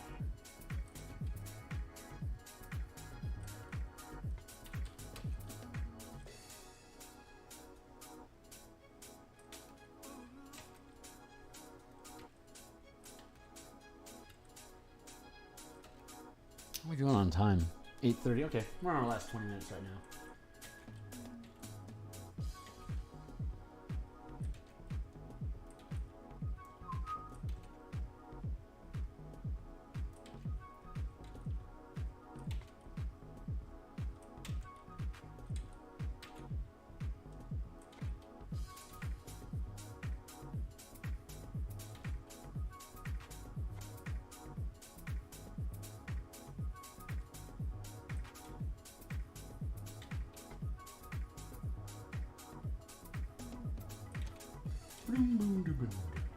I like this song. I keep making fun of it, but I actually like it a lot.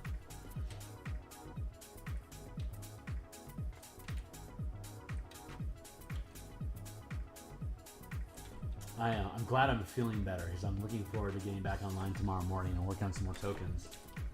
Oh crap, is there a wall of text I missed? Nope. I'm caught up. I know this isn't the most exciting conversation today, but hopefully folks are enjoying the process. Anyway.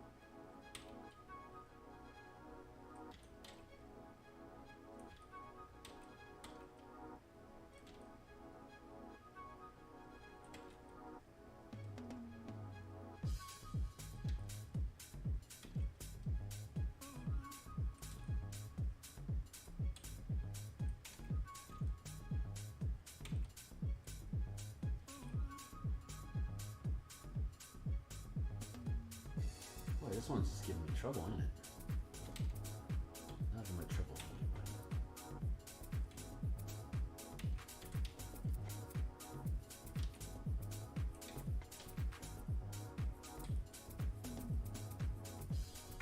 Yeah, way too much forking going on here. Let's tighten that in.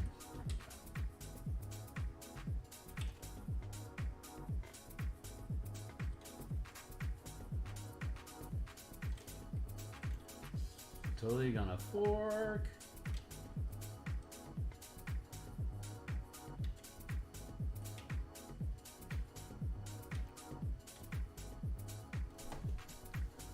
Cool. Happy with how it turned out. That.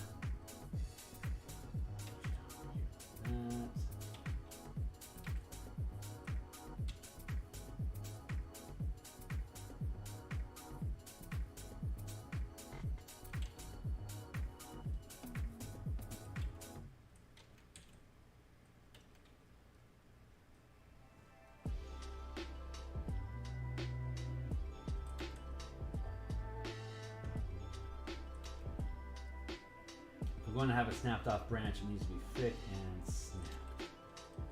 Clean break kind of shit with some squiggles.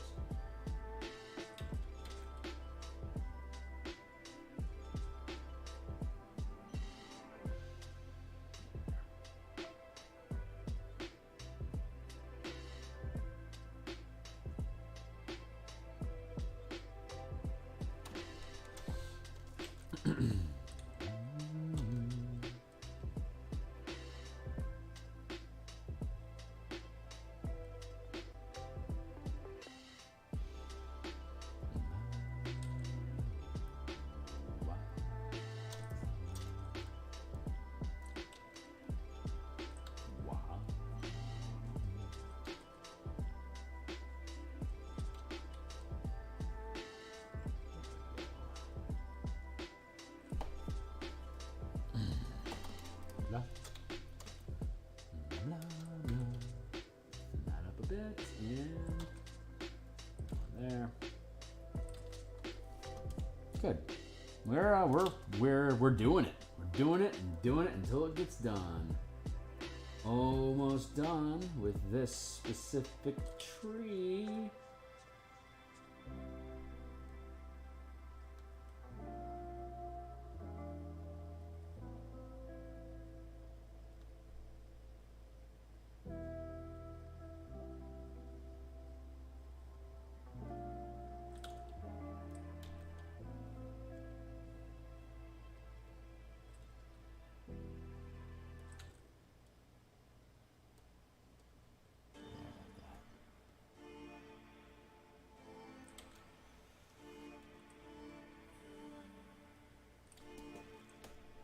Cool, baby.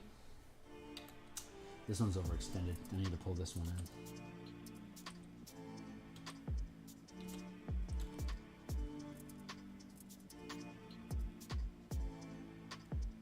in. Oops, I'm over here procrastinating. I can sense it. Running away.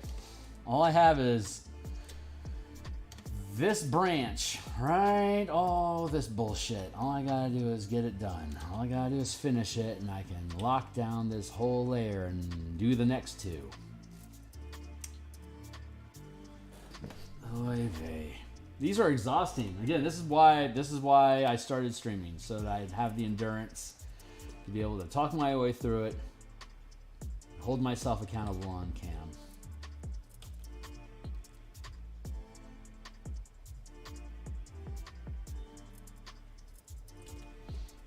You get to suffer through it with me, and I appreciate you being here to do that. It's very kind of you to suffer with me. Thank you. Don't need that.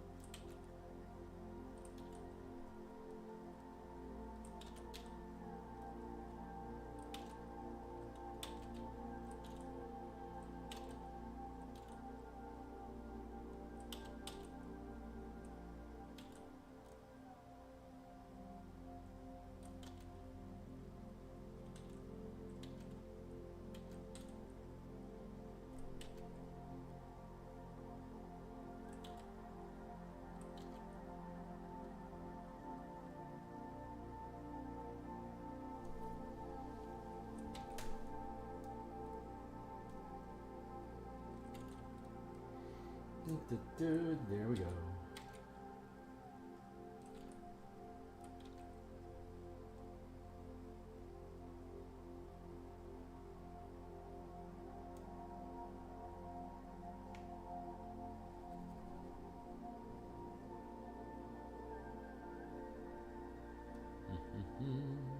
Trees.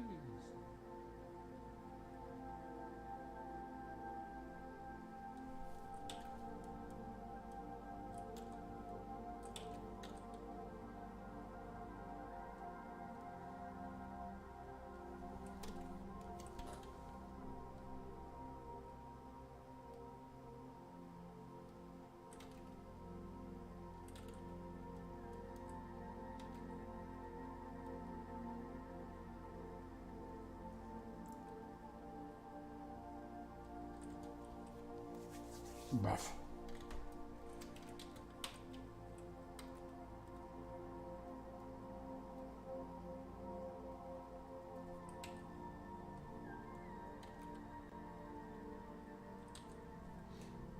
That's a lot of tree.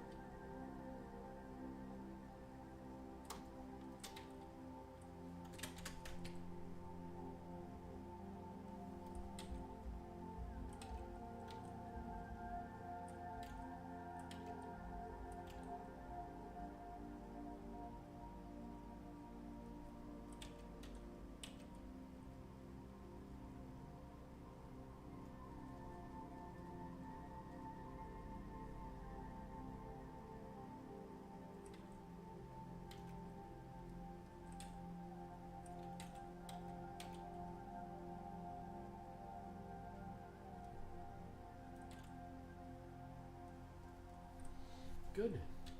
Good, good, good, good, good.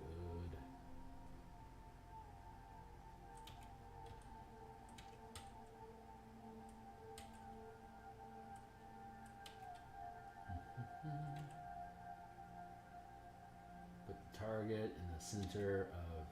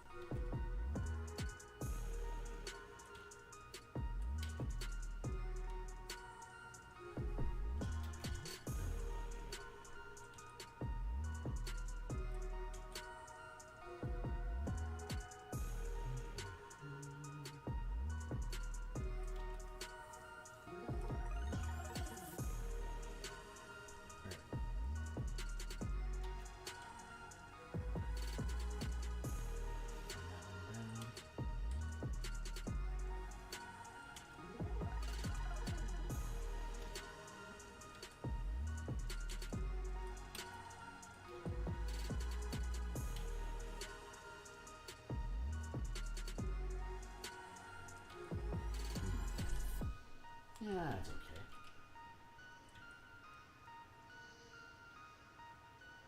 But that's better.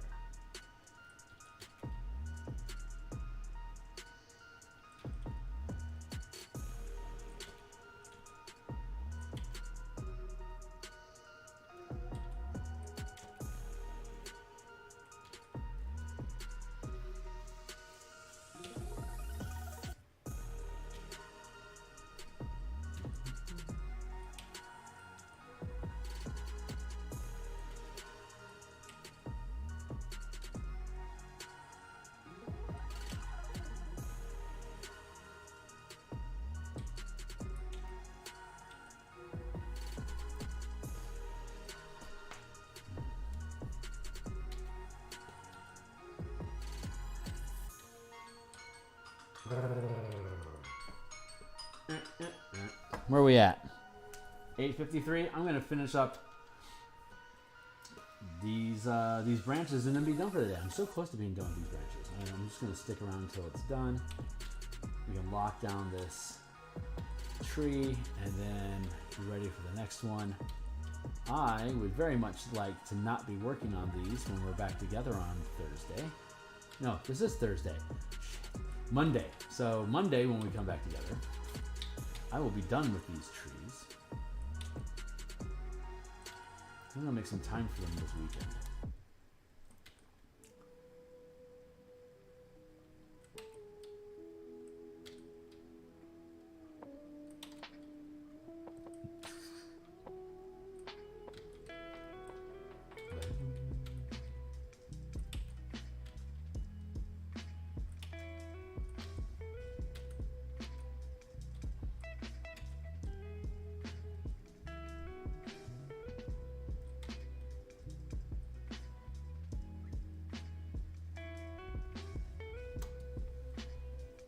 Yeah, we'll let that be. And we'll go back to this caricature of a tree branch. Start over here where I can be less angry.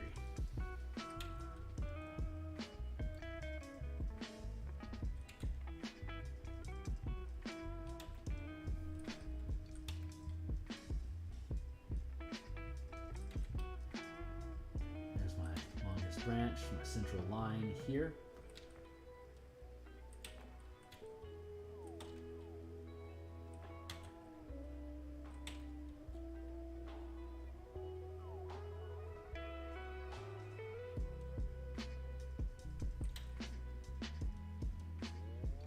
Just like that. Look at that. All that shit coinciding. So good.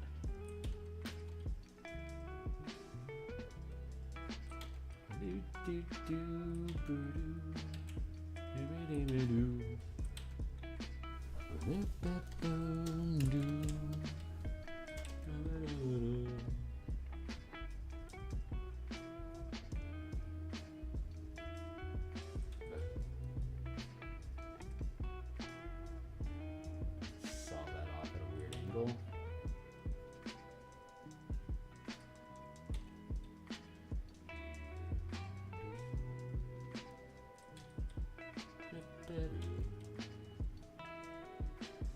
Maybe it feels too aggressive. Maybe like that.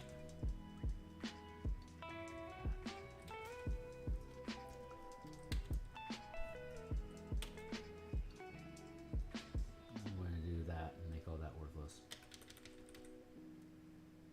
Ew.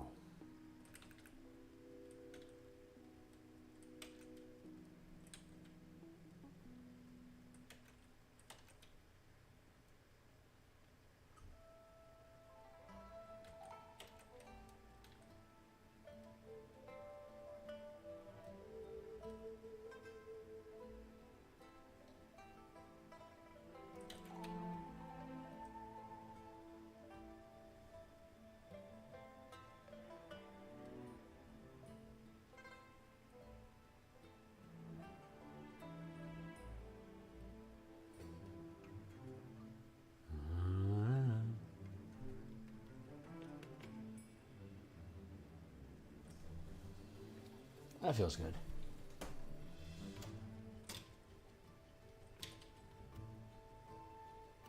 Now, back to this stupid branch.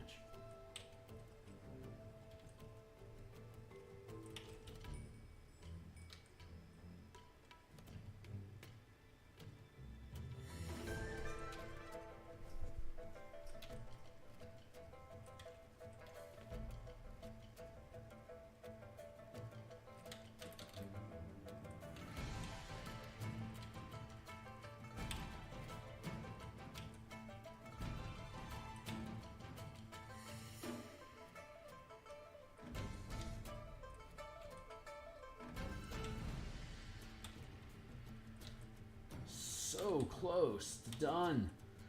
So heavy.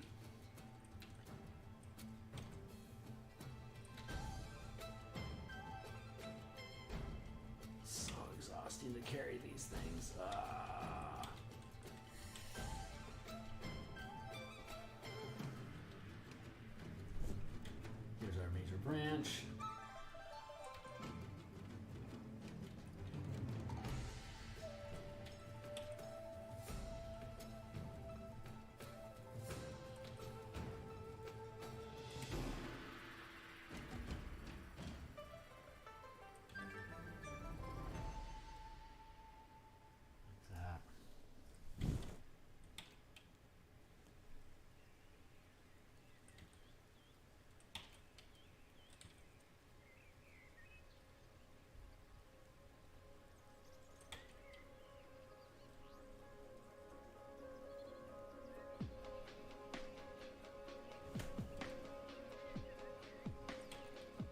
I wonder if trees have an ideal configuration of branches for each species of tree that's out there, and if you don't have the right amount of branches or whatever, they shit all over you for being the wrong type of tree or being ugly. I can't imagine trees doing that to each other, but at the same time, I can imagine a world where they do. I like to think that trees are nice, but there's no evidence that proves one way or the other. We barely acknowledge that they're sentient. I mean, much less snarky.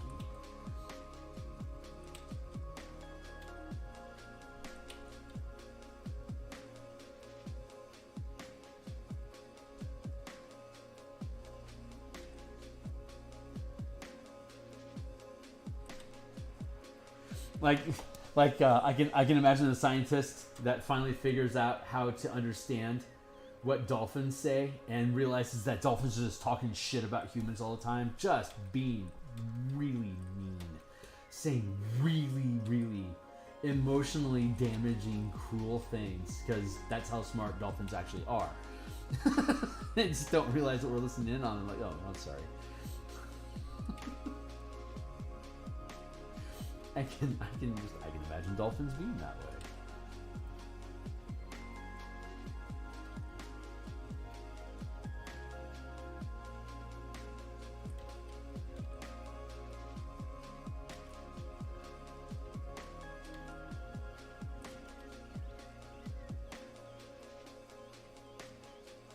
We can understand the creaking of the trees and the wind being the language they speak, and it's nothing but body shaming. Just an entire forest of people all just yelling at each other and putting each other down all the time. It's like that doesn't sound like a very cool enchanted forest. Like, no one said it was going to be a cool forest. It's very much the opposite of cool.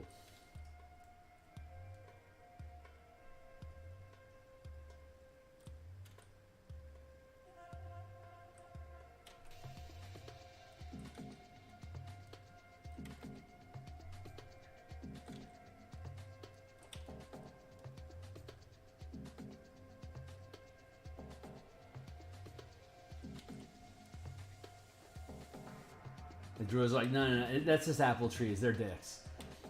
Go hang out with spruces. They're super cool.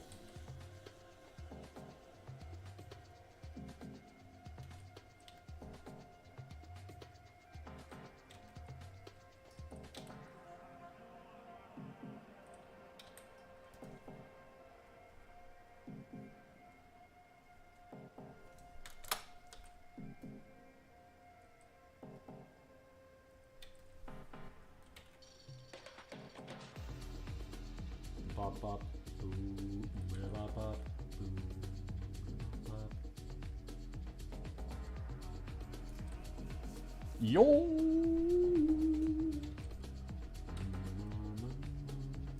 Almost done. Just these two little small branches to go.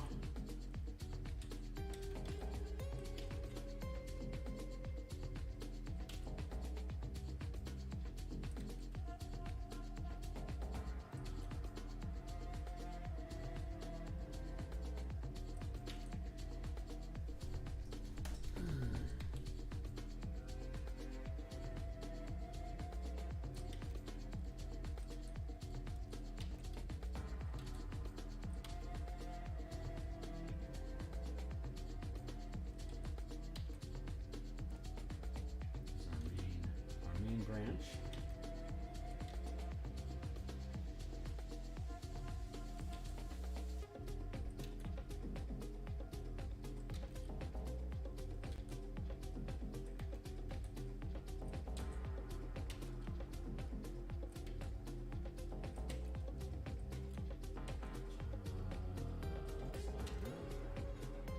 Not just like that.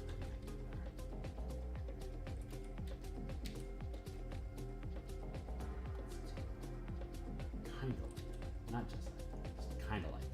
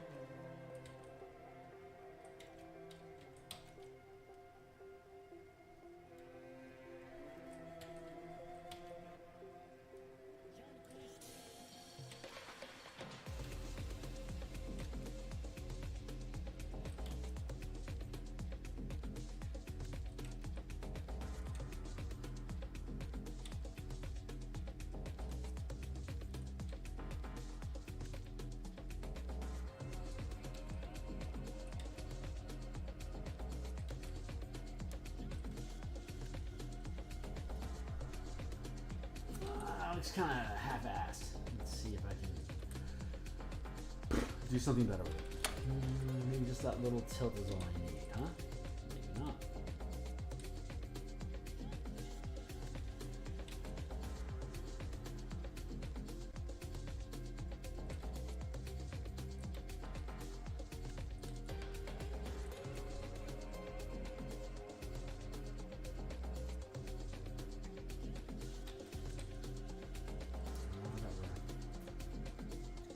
Piecing all that out. This is too long. Pull this in.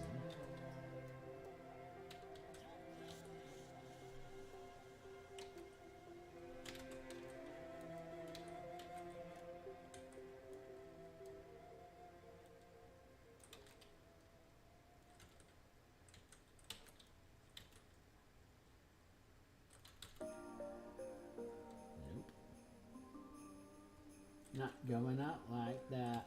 Nope, they're not going out like that. No.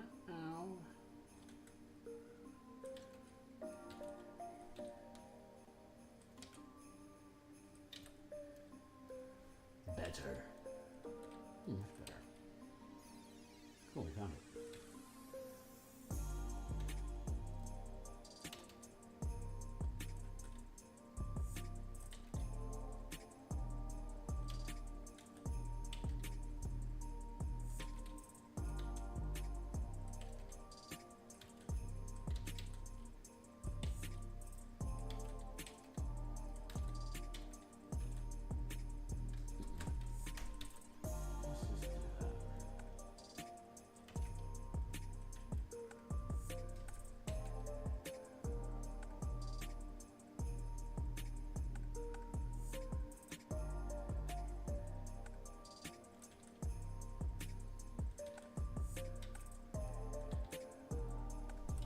Cool. All right, that's a tree. I'm going to actually take this and pull this whole structure into this line here.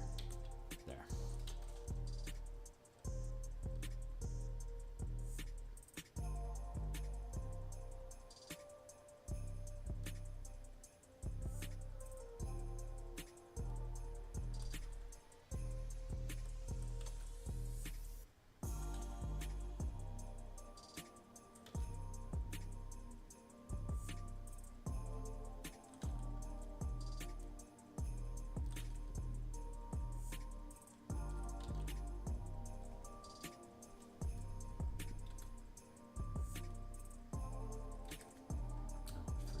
This and give that a bend.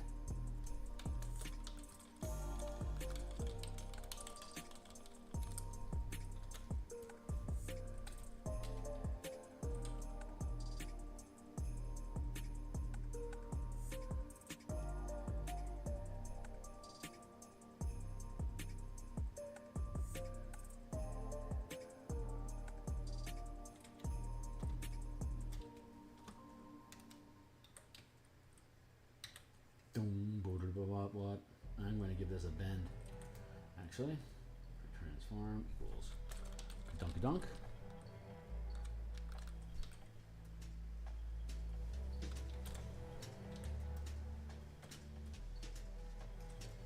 We're good. We are good. That is an official lock. All right. So when we come back, we have 2 more to go. We have this massive clump that needs to be fixed, and we have this little tree that needs to get fixed. I wonder which one I'm going to work on first.